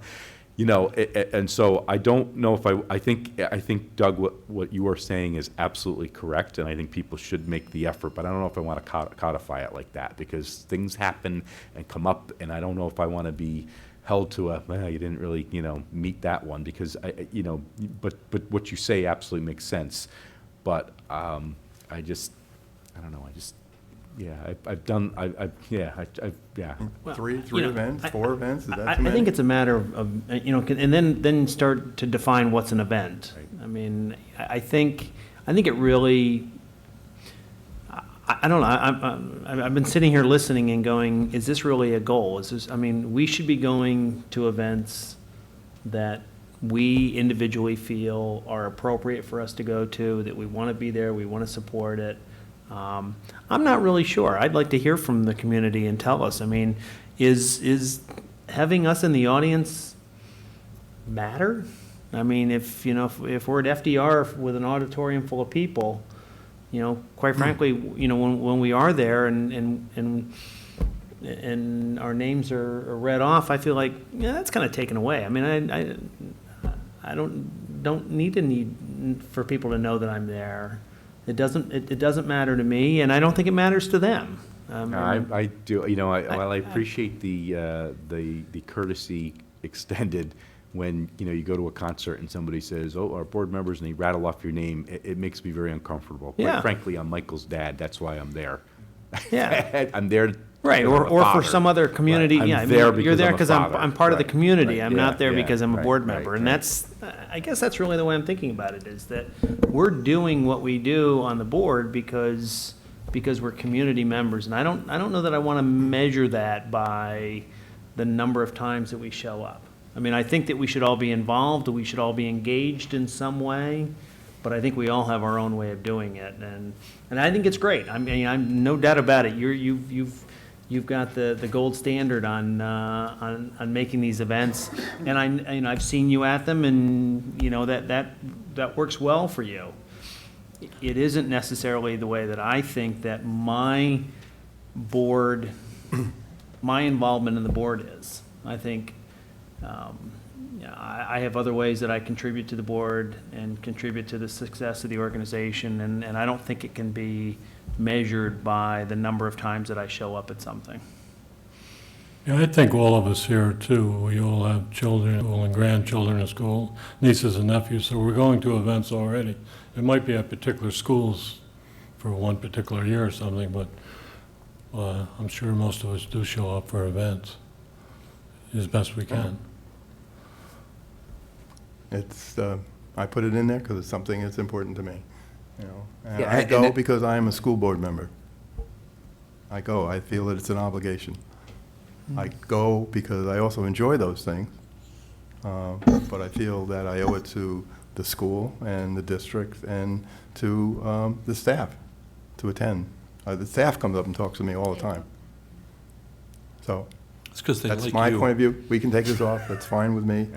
It's here for discussion, right? Oh, and like I said, point well taken. And- Yeah. And I do try to get to a lot of things, and sometimes I feel bad when I can't make something, but, because it is a point well taken. But I think it ought to be just because that's, not because it's a goal, but rather it's the right thing to do as a board member, to the extent that one can, given other obligations. Okay, I'm happy just to have had this discussion, Yeah, so yeah. it's fine. And, hello? No, Hello? I apologize, I don't know. The last item really belongs under facilities, so let's start facilities off with the receive quarterly updates from the Energy Educator. That's pretty easy. Absolutely. And that's Yep. easy, too. It's pretty Absolutely, smart. It's yeah. quarterly, it's there, it's. Measurable. We'll leave that one in, that's facilities. Hold on, Next, he's got a comment. She's oh, you she's got it? contracted through Synergistics for biannually, so Mhm. that's the how we were going to go about that, and then we could do on every other quarter, either myself and/or Elliot, and/or whatever's going on. That's acceptable, yeah. Because, Good. the idea is to get, we have this person, we've said that we're going to save a lot of money. I'd like to know what's been going on a regular basis, so. Yeah, and I'm a little concerned about the biannual part of that. I understand, and I was part of that agreement, so a presentation of the board on a biannual basis at a board meeting makes sense.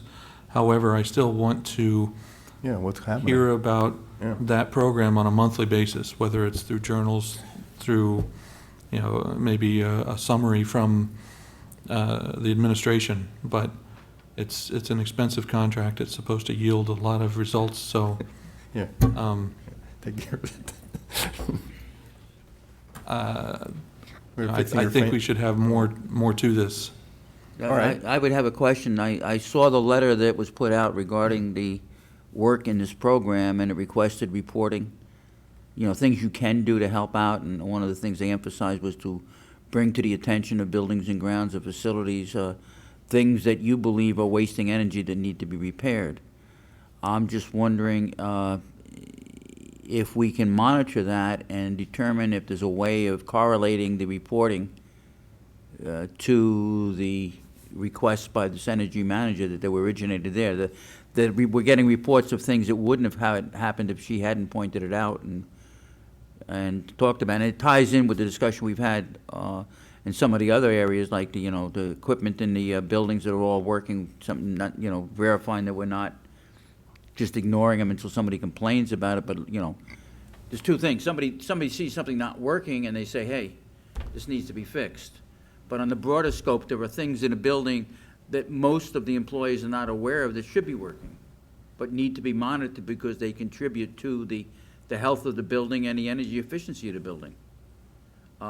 Going back to the several years ago when we had problems at FDR, and in the process of tracking that down, we discovered there were several things in the design of the building that had been let to go into hibernation is a good word. They weren't set up, or to be adjusted by the non-knowledgeable, the teachers in the classroom, that contributed to those problems. So, we need to verify also that there's pressure in buildings and ground to monitor the equipment that's in there and to verify that they're working correctly. All right, let's reset here. So you want semi-annual, and we want it quarterly, and you want monthly. So, but not as a goal, but you would like to see updates. Yeah, I would think updates when they're significant would be at any time. Yeah, I think part of my concern here goes beyond the board goal part of this. I think biannual presentations are good from the energy manager. As an aside, I would like to receive through the journals an update on her progress and on the program in general on a monthly basis. I think she could actually, I went to the first energy meeting, and it was mentioned that she'd do, the first meeting was just a startup meeting, so we're just talking about what's coming up, but the first quarter, when data starts coming in, usage starts coming in, she could look at numbers, look at last year, so there's something to report to us, so, by the quarter, just from her. Okay. So I think we should stick to the quarterly reports. But that I know the contracts Would- with the energy company says Right. semi-annual. Yeah, but she could do a report, and we could share the report on the quarterly, right? Would that- Right, Yeah. right, exactly. Yeah. And would give it to the, Wayne. Wayne could share it in his journal. yeah, and would the monthly, would the monthly be taken care of by the subcommittee report out? Yeah, That would probably be true, yes. Yeah. Okay. that would work. So I guess I would say 2 formal presentations and 2 written updates in between. Does that sound? Suzanne, I thought I was going off. I think two presentations. Weather alert, is it right? I mean, Semi-annual presentations to the board. Yep. And I think the minutes from the monthly energy committee meeting is probably adequate. As long as we get them. Yeah. all right, so we'll go with But the board goal should be receive 2 reports from, or presentations from the energy manager. Okay. Yeah. That works. Moving on. Also in facilities, we have update the enrollment and capacity study performed in 2011-12 school year. This update should include verification of data projects which have already occurred, updated, completed, and presented to the board by March 31st. That So was mine. This is talking about This how was are mine. we placed to handle the shifts in population, and is that what you're getting, yeah, right? exactly, yep. This is, I'll just kind of illuminate what I meant here. You know, the enrollment and capacity study that you had a couple years ago, you know, I think it came as a shock to me, not the study, but the results of the study. And it hadn't been done in so long that it was like, whoa, you know, and then we all, you know, everyone got the, you know, and that obviously, ultimately, with a lot of consideration at the board and amongst the community, ultimately led to the closing of Hyde Park Elementary School. I think my thought here was that, you know, I really don't want to get caught short again like that. And I'm not implying that, you know, don't walk away from, turn off the TV now and say he wants to close another school. It's not what I'm talking about, but we shouldn't be caught by surprise. We should make this kind of a regular habit so that if the numbers dramatically shift somehow, or, you know, whatever, that if decisions need to be made, nobody's surprised. And it shouldn't just come of a, oh, we better do one, and then all of a sudden it's like, it just comes about and it's like, oh, wow, look at this. So that's kind of what I was thinking. But you're looking for that every year. Well, with this case, it's a board goal for this year. I mean, it probably might make sense to be done every year, but I don't know what kind of money that would cost. It's but- actually a policy to do an enrollment report annually. Oh, there you go. So, I think it has total, you know, we've always reported our enrollment annually, but I think we're talking about something very yeah, this one different right digs a now. little deeper into, Yeah. you know, getting the Alright. Yeah. consultant or somebody to do this and look at what was done, look how the projections worked out. That's what I was looking for, to say, Yes. okay, you know, you obviously projected certain things in the out years. How are they looking? And obviously update what you know now. We're what, 2 years later, you know, that, where are things going?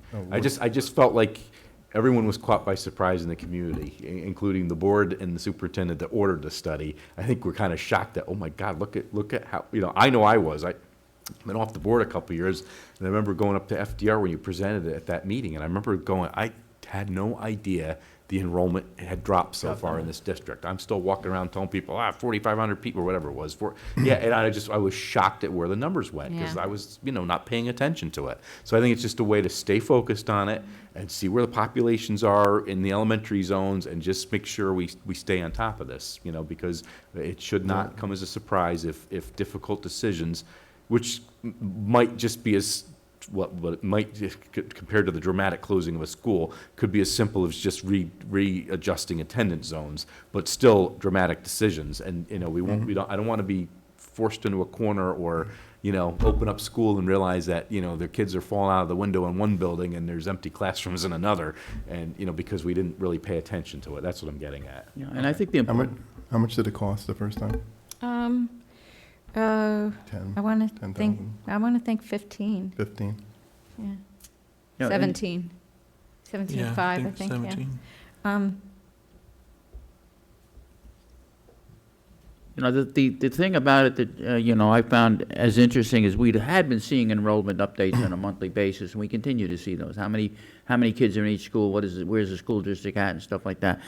But the interpretation of those enrollment numbers versus the capacity of the schools was as big a shock as the numbers going down. Right. Well, the other thing too is the out years. You don't get that with enrollment. Right now, you get the snapshot of what the buildings are, you know, at a given moment in time. Right. But you don't see what the out years are going to Add look the like. birth rate. Right, Add right, birth rate exactly. information. Well, that's unfortunate, we don't get those numbers anymore. We used to go out and Can we canvass get, the We district. get the, but we don't canvass We don't that get- way. We don't get them as regular, we Yeah. get them. Yeah, we get the live birth rates on annually. It's usually a little behind. Quite Okay. frankly, I don't think it was a shock that enrollment was down. I Yeah. mean, for those of us on the board. Well, no, maybe yeah, right. It's not a I meant shock at me all. that wasn't really paying attention. But you know what?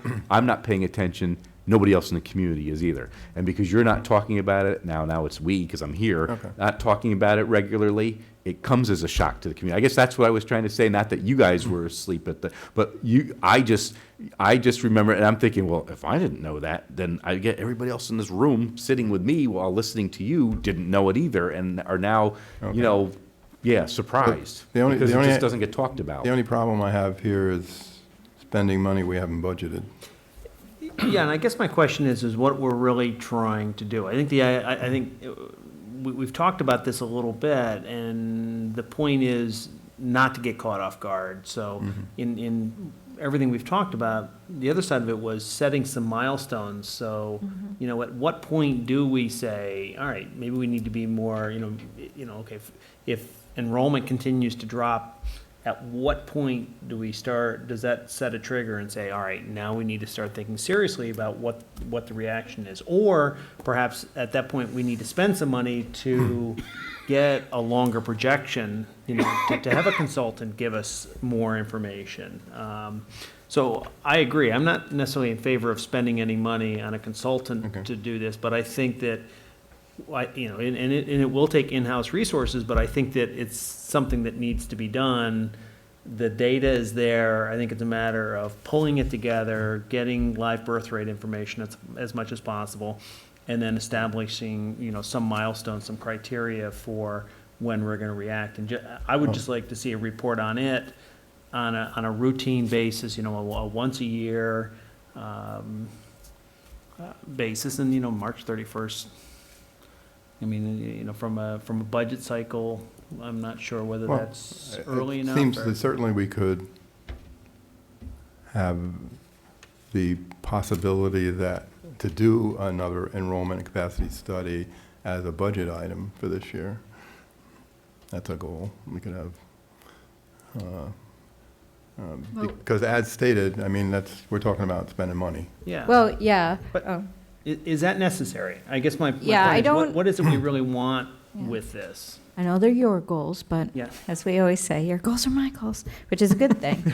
But, well, just to kind of put a little structure around this, because I have been giving this a lot of thought, a couple of things. One is, there is enough to go on in the existing report, as well as I have now another year of live birth data. So I think that it was my intention to generate a report and March 31st is fine, to say, where are we at in relation to the original study? And also, we wanted to bring this to the Facilities Steering Forum for an open dialogue throughout the course of this year. So in fact, we already announced it, that we were going to be looking at the enrollment and projection study at the Facility Steering Forum. So that way we have a group of people from the community who are involved and can also help to say, what could be a potential number that would prompt us to say we need to start getting serious about the dialogue. So two things. One, I think it's very realistic to say that we could update or maybe not update the enrollment and capacity study, but to report out on our current status with the backdrop of the report. So what does it look like now versus what was included in the report about projected numbers and our live birth? And then if we felt the need to, we could say, and, if warranted as part of the budget process, to budget for continuation of the study. I also suggest that now that we're 2 years out, there were some assumptions, there were some ideas that were discussed, that were utilized in making that projection. We ought to examine The validity of the those. validity of That's those what things. this- Some of the that's exactly things. what this thing says. Yeah, right. some of the things that we got into that we wound up being assured, and it seems to have worked, but it was a heated discussion for a period of time. the movement of additional students from what would have been Ralph R. Smith to North Park Elementary, and how that worked out. So we have several things that we assume, well, yeah, that we could get to this number and not be an issue, but we need to validate those numbers too, as the Yeah. experience has shown over the last 2 years. I'm not indicating at all that 15, 17 grand or 10 grand or whatever the number is not an insignificant amount of money. But in the large scheme of things, it probably isn't as much. I would just caution that let's be careful about saying, well, we didn't budget for it. But we need to pay attention to what the budget's going to look like in the out years and the difficulty we're going to get with the tax cap as time goes on. And you don't want to get caught short, I'll just be polite. When it's budget time and now all of a sudden it's slash and burn and nobody's even looked at what the enrollment looks like and, what things can be done to try to save the day. So it's a cautionary tale. I mean, it's ultimately up to all of you collectively, but to be careful about, let's not spend something we didn't budget for when, really, it might be very important information. If it can be done in-house adequately, yes, but be very careful about, because I think we're, within a year or two, going to be in real trouble with the tax I think we're cap. going to need a real study. Yeah, and you're really going to need to pay attention to this stuff to make appropriate decisions when the budget rolls around. Okay, so if we could reword this, you want to get a shot at rewording it? Is that what you said? Was that, No, I you was want to say something going to else? argue against the idea that we need a contractor to do, we need to contract this work out. It seemed like a lot of the Right. work that was done on that was just a matter of collecting the information that we already had and Right. and presenting it in a report. Yeah, I was going to suggest that So, we start at the second sentence and talk about verification of projected data from the enrollment and capacity study. And that data to be completed by March 31st, something along that line. Because Greer's already said that they have data that they can match against that. So I think what we could do for this goal is to Follow-up report to the follow-up. enrollment Mhm. and capacity study. and verification of the projections. Sure, I'm okay And if with we can have that. it by March 31st, that makes it a SMART goal, and so, I would One- say that in moving forward, though, if we get to the point where we are really considering, then those formulas and projections, I think that is worthy of having the outside expert conduct that. It was a lot, the sophistication behind the projections, and then the sophistication behind taking a redistricting concept, because if, let's say, we get to the point where it's redistricting, I think having the consultant is critical. certainly the projections call for expertise that nobody in our district has to exercise on a regular basis. So Right. I think that makes sense. But for our immediate needs to give an update or a follow-up report on the enrollment and capacity, yeah. Okay. The other thing that I would like to see us do, and whether that's part of this or part of a different mission, is to set a threshold, draw a line in the sand where we, Red line? no red lines. Oh, red line, okay. Yeah, or red lions. That triggers the formation of some sort of an exploratory committee. So the trend, just to be clear, the trend is that we're seeing less and less enrollment on an annual basis. So the obvious thing that's coming is the point where we have a lot more capacity than we have students. And that should probably insinuate that a well-run district would close another school. So, We might see a need to rebalance the attendance zones first, but yeah. yeah, that too. So, we should create a couple thresholds in advance. That way they're not politicized. Agreed. And that's the point, was getting this dialogue on the table early, even if nothing happens. Yeah. That'd be a wonderful thing. So, But not to get caught short, mhm. when the budget looks difficult and the numbers aren't where we think we're going to be, and now all of a sudden it's the mad scramble, and you know, the mad mob and the torches and dogs are out, you know, hunting us down because But I think we're forced that- into making a decision we That will don't want to be, do. those discussions will be as a result of this goal as we've fashioned it right now. So I think we're okay. The other thing that I wanted to point out here is that March 31st means that it's delivered just as we're finalizing a budget. Now, that means that somebody is spending time away from the budget when they're probably going to need that time on the budget. So I wonder if we wouldn't be better off pushing that out beyond budget season? I mean, is there any reason we can't accept this report in June? Well, okay, as long as we are confident that what it's going to say isn't going to impact on what the budget should be next year. Yeah, I was actually thinking it should be done prior to. Yeah, that's what I'm saying. I mean, if anything, make it earlier. I kind of picked that date because it was in the middle. I'm not married to a date, but I'm not so sure June 30th is the date. Well- Because I think it may have budgetary impacts next year.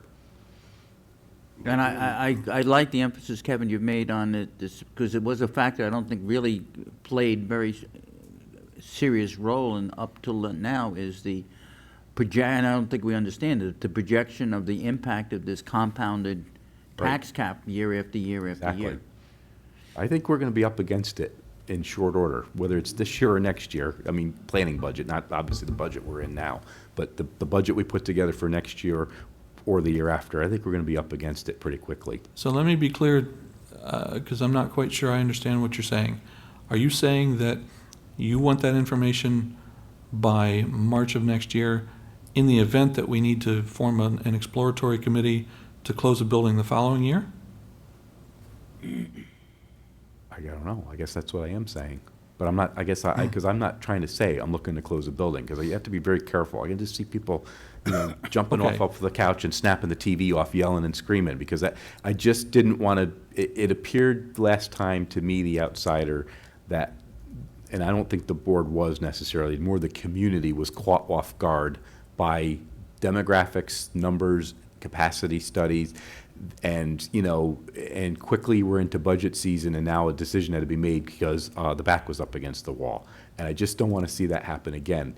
I think the more often the conversation's had at this level, with, you know, obviously in the community's eyes and ears, that should something happen, it will be less dramatic. It's never going to be not traumatic, but it will be less because it won't be like, well, they never talked about that before. I've heard it all along. And if nothing happens, wonderful, great, things go on, you know. But I just don't want to, you know, okay, we got Hyde Park Elementary behind us, and let's put that back in the box and forget about it until the next time, you know, the gorilla re-enters the room, you know. Fair enough. Right, so that, I guess I am So- saying it, but I'm not implying that. I'm already, you know, sitting in, you know, at home with an evil plot to close another elementary school. That's not what I'm saying. So, Did this So- last, to be clear, the last study we did in 2012 include projected enrollments? Yes, Yeah. yes, it How did. far along did they project? 2017, Yeah. I think it was. 5 years. And is it did it hold true in Well, I think- 13? That's what we're trying That's to. part of pretty the close. reason Yeah. somebody needs to look at it to make Yeah. sure that whether it is or not. I mean, Right. I guess I'm not seeing this as a 30,000 feet, huge. it looks like it's holding, yeah. But mean, it would be is this a- I mean, better, Next you question. know. Is this a huge So, project? I mean, I if see we this can- as No, no, something- we just- No. How about February 15th? I mean, if we're February January. really talking 15. about a follow-up to the report, what was projected, what our capacity is, and when we could start to talk about this is significant yeah, enough is to anything impact catching you by that, we could- surprise that maybe Yeah. we need to Right. dig deeper you in? know, That's so- what I'm saying. Exactly, Right. we could do that. yeah. Okay, I think that's what I'm getting Yeah. at, just so nothing catches you by By surprise. mid-February, Doug had Okay. suggested, yeah. Okay, March good. to February 15th. What's that? fair enough, as long as you can do Okay. it. I'm always take early. All right, moving on. Received 2 updates on the master's facilities plan from the steering committee during the school year. I put this in because That's smart. we always have Yeah, one, and it's at the end of the year, more or less, and I would like one in the mid-year. mid-year too. I'm fine with this. This is just says, I mean, there's no doubt what's supposed to be accomplished here. So, All right, policy, I wrote this one also, I would like to change that to end of year because I wasn't really thinking about, we got a whole slew of updates again on policies we've already completed that, because the laws have changed. So it's not, if we were just going on from where we had gotten to, we might have been able to do this, but, so I would like to say finish by the end of year, Yeah. finish policy updates. You figured out where it's at, so they moved it on you. The, yes. Policy we're bringing. It's surprising how many laws change and make policies have to change that you would think, but it's like even if it's 3 or 4 words, you have to still just go over the whole policy and see what it means. So it's just to keep Debbie sane and myself, we like to do it the end year. So that's that one. Anybody, anything else in facility? Policy, I'm sorry, Oh, policy rather, anything else in policy?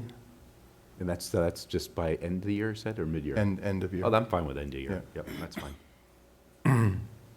Technology, is also mine. Create a long-term technology plan. I like it, but by when? Need to make it Well, smart. I didn't, June 30th. I really wanted to talk to Forrest, and maybe Steve, you could jump into. I didn't want to pin anybody down on. June 30 is on a okay. date I just want a until date, we though. discussed it. Right. Well, I think end of year, End of school year. there's, end of school year, yeah. there's two competing thoughts. The first is just to get it done this year. Yeah. But the other thought is that if we're gonna start implementation next year, then You need we it for gotta have budget. at least Budget time. a pretty solid idea of what's going on by budget time, Right. which pretty much means no later than the end of January. And I'm just throwing that out as the Yeah, first thought. Is that early That enough? certainly makes sense, except we've already 4 got months a- with holidays. We've got a tech department that is stretched Overwhelmed. and overwhelmed is another way of putting it. Understaffed? Understaffed is, so Don't make that. I didn't public. want to, obviously, Forrest is going to have a great deal of input into this.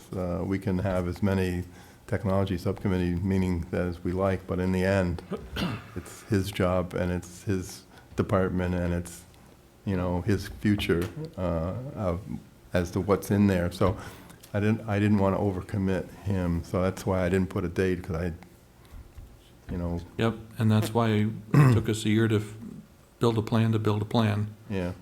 So, end of the school year, June 30th, I think is fine. Okay, That way we can refine it next year and be ready for the following year's budget cycle. I'm good with that. Anybody else have anything else for technology? You got any? Do we want to put any verbiage in here about tracking the infrastructure changes that we're talking about? Can I ask a question there? Sure. Did you just put the possible implementation of our technology plan off by 2 years? No. No. No? So, If we plan to have a plan that we can do the year after by the end of this year, Oh, no, that's no. 2 years. No, that's what we last did year's last year. budget, or last year's goal was have a develop a plan for a plan. In other words, how are we going to go about putting together a long-term plan? Why don't we just ask Forrest what he needs? Well, Wouldn't he know? More involved than that. yeah, Yeah, I'm not just talking about how many computers and how many routers and Right. the wiring. I'm talking about how many computers per student and how Yeah, you How do change we instructional plan delivery. to- Right. change the, If you wait long enough, what you need will change. well, that's why you form a flexible plan. right. But Okay? my point is So long as that we're not there, putting it off another 2 years, because we've been talking about that for 12 years. a long-term tech plan? Yeah. Yeah, I'm not talking about delaying it any more than we have to, but we Just can't sounds move like any it to me. faster than we are either. Well, we actually had one in 1997. I worked on it. And it would be totally useless today because everything has changed. So, Internet, what's it's a moving target. I think it's something we have to do by the end of the school year as best we can and to update it as we go, really. I mean, things are going to change. Yeah, it's really that's the kind of document that really, you just need to get a really good solid foundation and realize you're gonna tweak it every year, because Yeah, of we technology. used to have at work something called a living document. Right, right. And this is kind of what this thing is going to be, but it's going to make a difference as to what we implement, so it's got to be right, Mm-hmm. so. But I think the FSF is a good model for this kind of thing. You build a plan, and then you put Okay. together a group around it to continue to update it. But the other question I asked is whether we want a goal here concerning the infrastructure, the technology infrastructure improvements that we're talking about. Yeah. Does there need to be one? Because is there something in the budget Yes. for this Right. year? Yeah. Right. Well, wouldn't the goal, I mean, essentially should be spend the money and get the stuff done? I mean, it's I kind don't of by think- default a goal I don't because think it's in the it- I don't budget. think we need a board level goal. That's what I just- mean. yeah. It's kind of, Wanted to ask the if it's in the question. budget, it's going to get done. We hope, otherwise we're going to be pretty angry because we set money aside to do it and, Yeah. so yeah, I think we're okay. So, Okay, let's move on to discussion on standardized testing. You all have a pink sheet in front of you. Unfortunately, Fired? there were, we were unable to get this. Oh, you did get it? Oh, it is? It's on here Oh, now, yeah. I thought, Just noticed it. okay. But it is on the thing. And to tell you the truth, of all the ones I read, I like this Red Hook one better than the other three. That's only my personal opinion. I think the discussion is whether we want to join in and do this. I certainly think it's something, I personally think it's something we should do because testing's getting a little out of hand, it seems like to me. So I like this one because it was simpler and it was more to the point than the others. So I don't know if you want to model on any of them, it's fine with me, but I'd like to hear if everybody else thinks we should do this. So. I certainly think that we should put together and pass a resolution calling for more restraint on the part of the national and state government in the amount of standardized testing they require us to do. Okay, and anybody else have any comments on the other ones? I put together a resolution that was based on a combination of the Great Neck, the Kingston, and the Great. national resolution. I don't know how you want to distribute that. Oh, you actually put some language together? Yeah. Oh, okay. Yeah. I cut and pasted, but Oh, okay. I took what I considered the best from each. How about if you give it to Debbie and she puts it on under the library tag or Okay? on board docs? That way we can all look at it Presuming that, without sending it around, presuming the rest of the board agrees that Well, this is the it's a, direction we're going to go. The only thing- We're not deciding the Right. wording tonight, we're deciding Okay. whether we're going to participate in. Well, yeah, the only thing, comment I have, I've got mixed emotions about this because there's part of me that says there is too much testing going on. But there's also part of me that says, we really, over the last 20, 30 years, generation or two, really haven't been doing such a great job with education in the country. And we're clearly not where we need to be. And I don't know what the answer is, but I just, and obviously our legislators, both at the state and federal level, obviously share that opinion and kind of ran off and did something and in all likelihood probably half-baked like everything else they do. But I think it's important that, if we pass a resolution like this, it's all well and good, but we have to accept reality that it might be here to stay, and we need to focus on what do we do to get through it, what do we do to improve performance, bottom line, testing or no testing. I don't want to get distracted by this stuff, that's This what I'm is not, saying. to me anyway, this is not saying we shouldn't have testing. Right. It's saying the tests should be fair, equitable, they should be on the material that was covered in school. So who wants to have a kid take a class and then go take a test, and he looks at it and says, these don't match, you know? I have no idea what's on this test. Well, What does it yeah. make him? It makes him or her No, I agree. feel like I guess, they're, yeah, you that's know, part of the, they're part of the, idiots. part of the naivete of me sometimes is like, I guess I'm appalled that that's happening, because it shouldn't be. I agree, but, Unfortunately, yeah, yeah. unfortunately, Right. that's what And happens. just So- while we're on the topic, we did spend the summer looking at all of the testing, because what happened was all of a sudden with the new APPR and the Common Core, and, you know, so we had all this set of tests, and then we had the other tests that we were doing, so we've definitely done some streamlining on our own to respond to this. So we did eliminate some assessments that Good. we've been hanging on to. Right. That you just can't have them all. Right.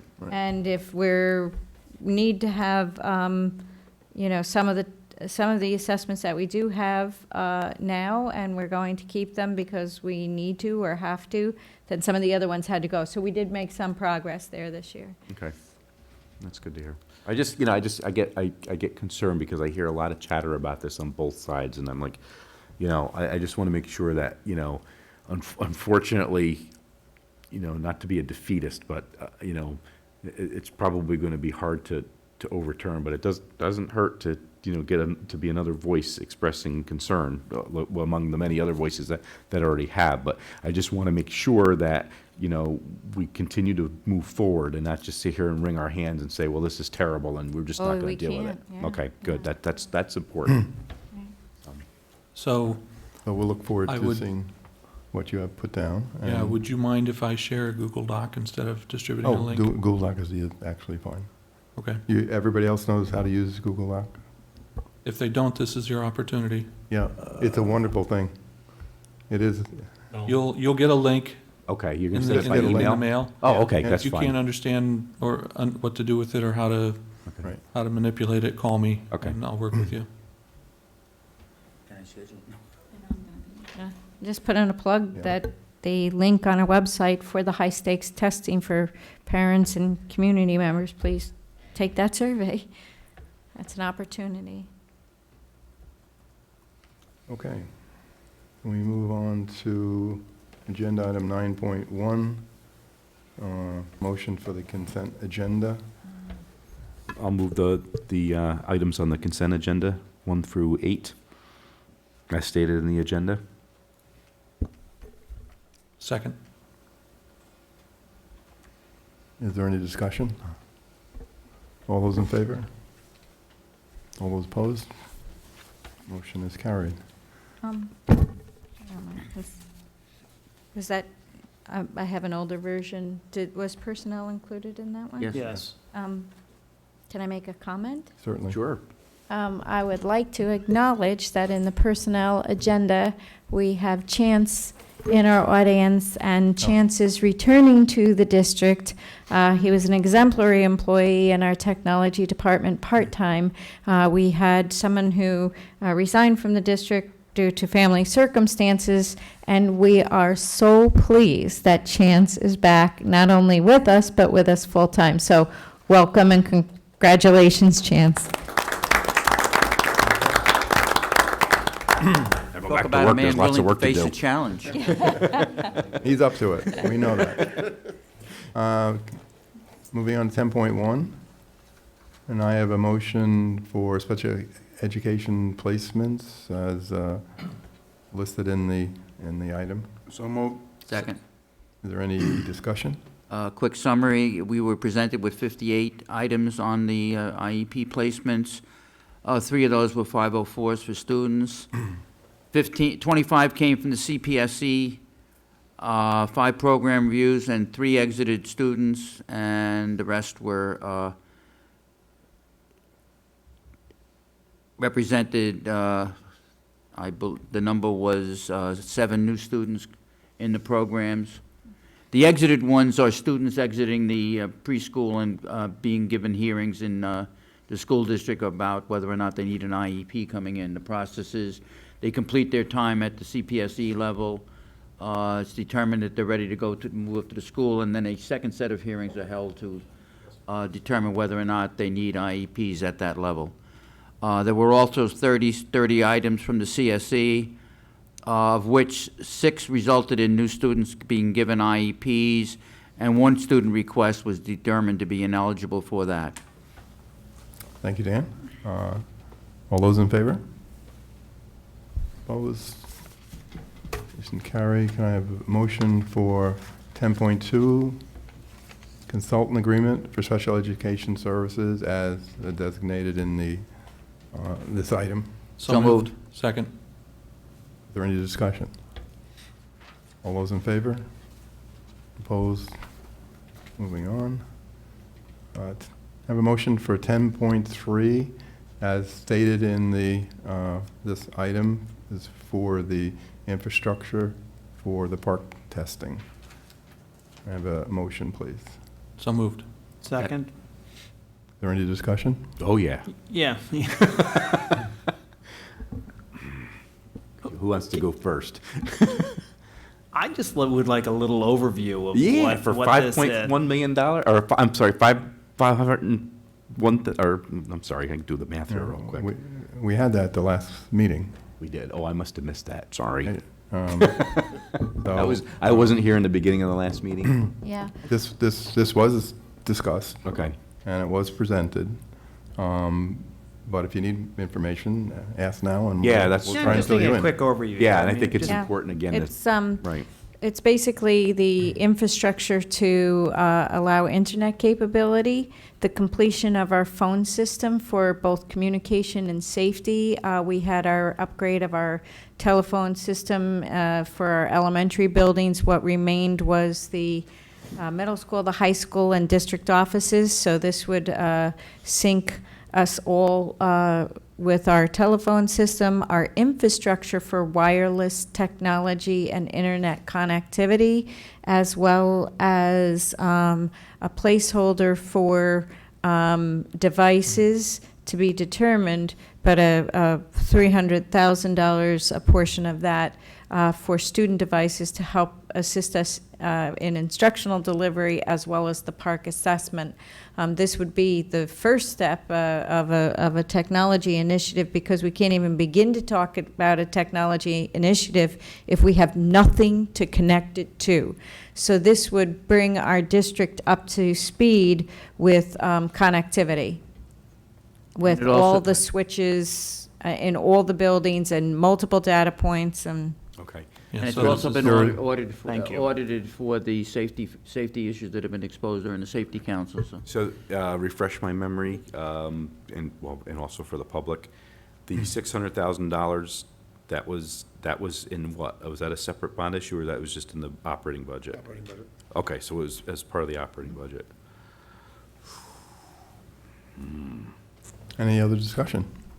All those in favor? Opposed?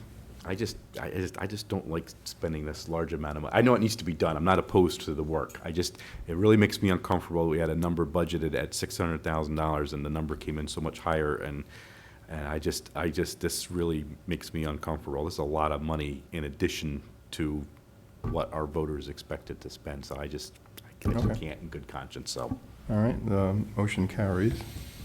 So we'll go on to 10.4. May I have a motion for the resolution to abolish non-instructional position as stated in the agenda item? So moved. Second. Is there any discussion? Now, I'm assuming that this Eva Cleveland is at the bottom of the list of seniority for that position, and that may be resulting in shifting TAs around to cover what's left? No, this was a teaching assistant that was assigned to a student that we no longer have. Okay, all right. And This is a one-on-one. a one-on-one, and I believe she'll be on the recall list. Okay, that's fine. Okay. But good question, yeah. So all those in favor? Opposed? Moving on. At this time, may I have a motion for entering public participation? So moved? Second? Is there any discussion? All those in favor? Motion carried. We will now entertain anybody that wants to speak again, if you would like to speak again, or for the first time. As before, please keep yourself limited to 3 minutes if possible. I just had a couple of things I wanted to say. First of all, thank you for entertaining our request. And if this is not a done deal, we would really like to participate in making sure that this happens. And there's an open invitation to anybody who wants to come to a swim meet. We would welcome it. And you were saying that having more people on the team might make the team win more meets. Well, the team that we're merging with is also at the bottom of the list, so it's really not going to change anything. The advantage in being a small team is the kids get to swim actually more in the meets, and they get more experience. Our kids swim 3 events and a relay. Other teams, kids might just swim a relay. So the kids are actually learning, growing. A lot of brand new swimmers who are learning a life skill. We were actually excited when we had a meet where everybody did flip turns. So it's that kind of thing. It was a surprise. My kids have been swimming on the swim team for 6 years, and we had no idea that we were going to be doing the merge. So, and as far as numbers, before signups, it looks like we have between 15 and 20 kids, including the Haviland kids that do have to pass the selection test, and I think there's 4 that have to take the test. So we do have actually more swimmers than we did last year. Thank you. Thank you. Anybody else like to? You had your 3 minutes. I'm sorry. I had more than my 15 minutes of fame, believe me. All right. Dealing with Facebook. An hour ago, I was sitting here, and Hudson Valley News reported that there was an accident at the school where a student was killed erroneously, and 15 minutes ago, the district corrected it. That's why you really need the Facebook, to squash rumors like that. So kudos to the district for knocking that rumor out of the park. Thank you, Tim. Thanks, Tim. In case you were wondering why my phone was going off and I was leaving, I received from the high school principal and from Tim the same report that the Hudson Valley News actually was putting on a blog that we had a student death as a result of the car accident. So I very quickly posted, which is why you kept hearing Joy, because it was going on and off, that the car accident the pedestrian accident that occurred today outside of FDR did not result in fatalities. Okay. Did you send a link to the paper so they can get that information? Well, let us close public participation unless there's somebody. We have one more. Yeah. All right. I'm breaking all the rules tonight. Good evening, Steve Hughes. In contrast to the recent statement, well, let me back up. I think when you were discussing social media, you really should have started from the point of what kind of information people in the community want to hear.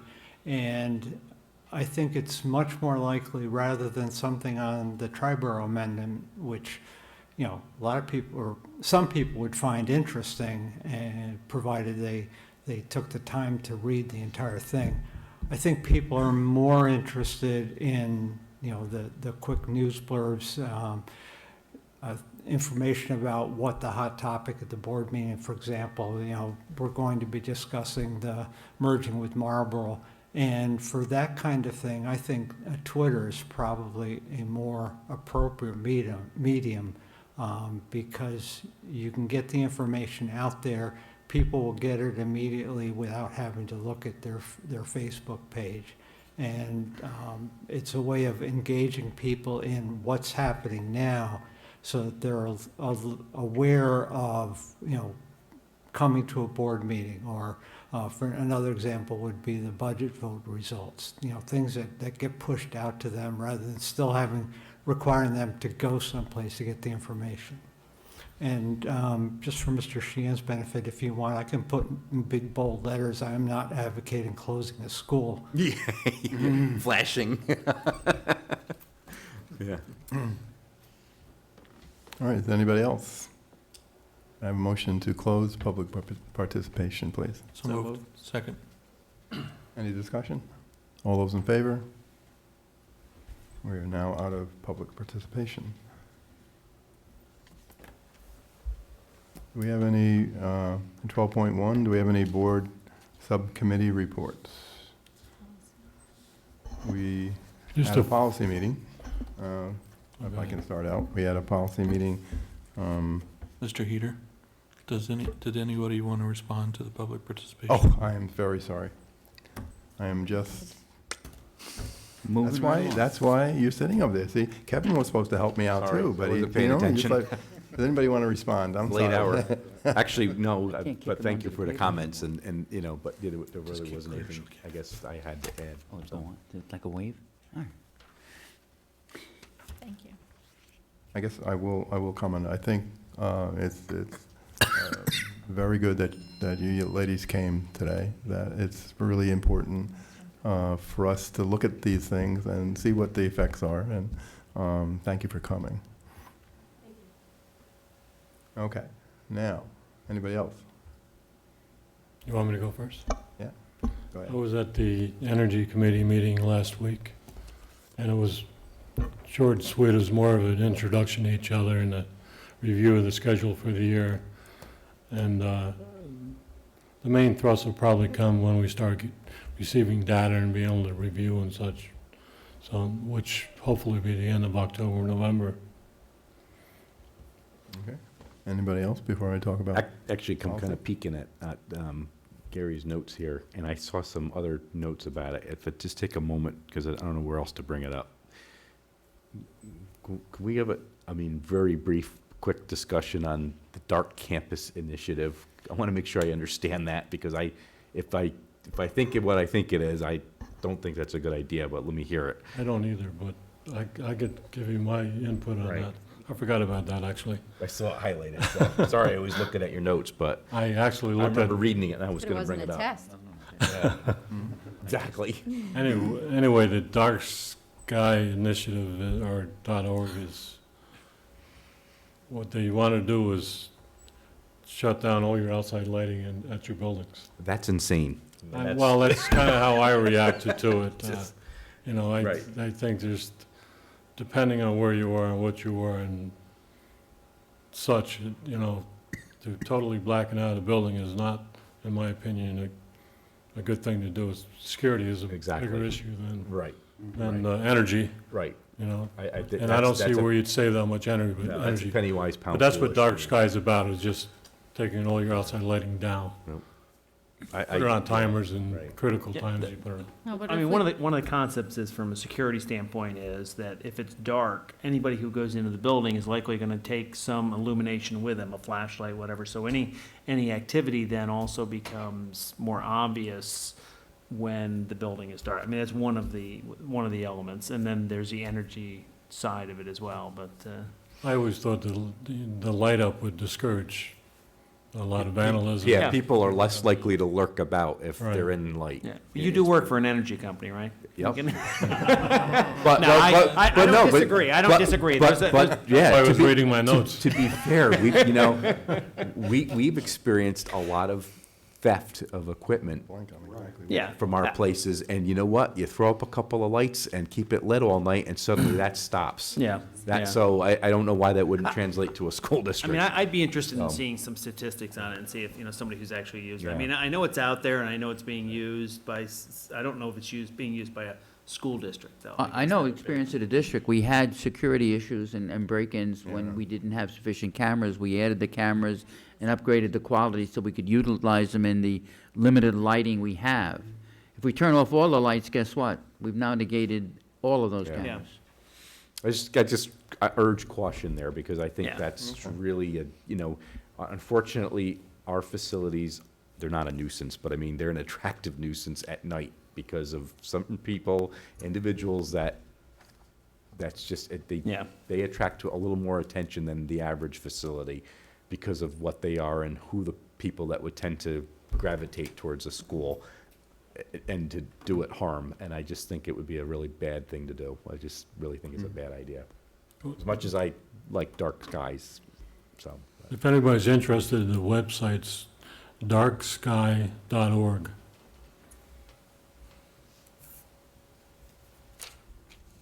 Okay, any other subcommittee meetings other than policy? The policy subcommittee of one, and me was only able to however, on the horizon, Gary has decided to join us. Oh, great. So we reviewed, I think you pulled me in, but that's okay. well, we reviewed 3 policies with Aviva, and we set up our policy meetings for the rest of the year. And what we're hoping to do is assign which policies we're going to do on the particular meetings and send those out to the appropriate administrators so that we can have all the appropriate people there at the right time so that we can, achieve our policy goal of finishing by the, also, I have been reminded that the 3 of us are planning to attend the policy session up in Latham to maximize how we deal with policies and thing. And I think it should be, it's a half a day, and I think it should be a good thing. So that's all I have. Anything else? We also had a technology subcommittee meeting. Yeah. While I wasn't able to attend, I believe that the That's right. topic that was discussed was a portal. State mandates that we choose a contractor for a portal. And unfortunately, I don't have the detail about that. I was hoping that maybe somebody who was there could talk about that for a second. I can Okay. talk about that one. Yes, the State Education Department is, as part of the Race to the Top, they are mandating that we select a designated data dashboard. I'm waving to Steve Hughes, who was the originator of our data dashboard, a man ahead of his time. So originally, we received information that the data dashboard had to be selected by September 27th. We had about a 3-week lead time. We have now received information from the State Education Department since our technology subcommittee that they've pushed out the deadline for selection to the end of October. It's an interesting concept in that they're calling it a mandate that does not cost anything because you get the data dashboard for free. You have to choose from those lists that the state provides, and it will be free for 2 years. Maybe the dashboard is free, but that is additional work. We already have a data portal. So now to select, manage, populate, and oversee a new data dashboard will certainly be a cost to the district in personnel. We really don't know a whole lot about it. Forrest did go to the presentation. There were 3 options. One was an e-scholar, one was Dedication, and one was Pearson. Pretty much everybody in the room rejected Pearson. The other 2 was interesting. One was a very robust system and very complicated, and the other was more user-friendly and an easier dashboard to access. And but then when you looked at the cost, the easier to use one was going to cost more when you did get to the point where you had to pay for it. That's one piece of it. The other piece is that this is supposed to be a portal where parents can access their own students' data for multiple years. So the concept is to populate the dashboard with multiple years of state assessments so that a parent could, at one login, see their students' data for multiple years. There are some who have concerns about the security of the data.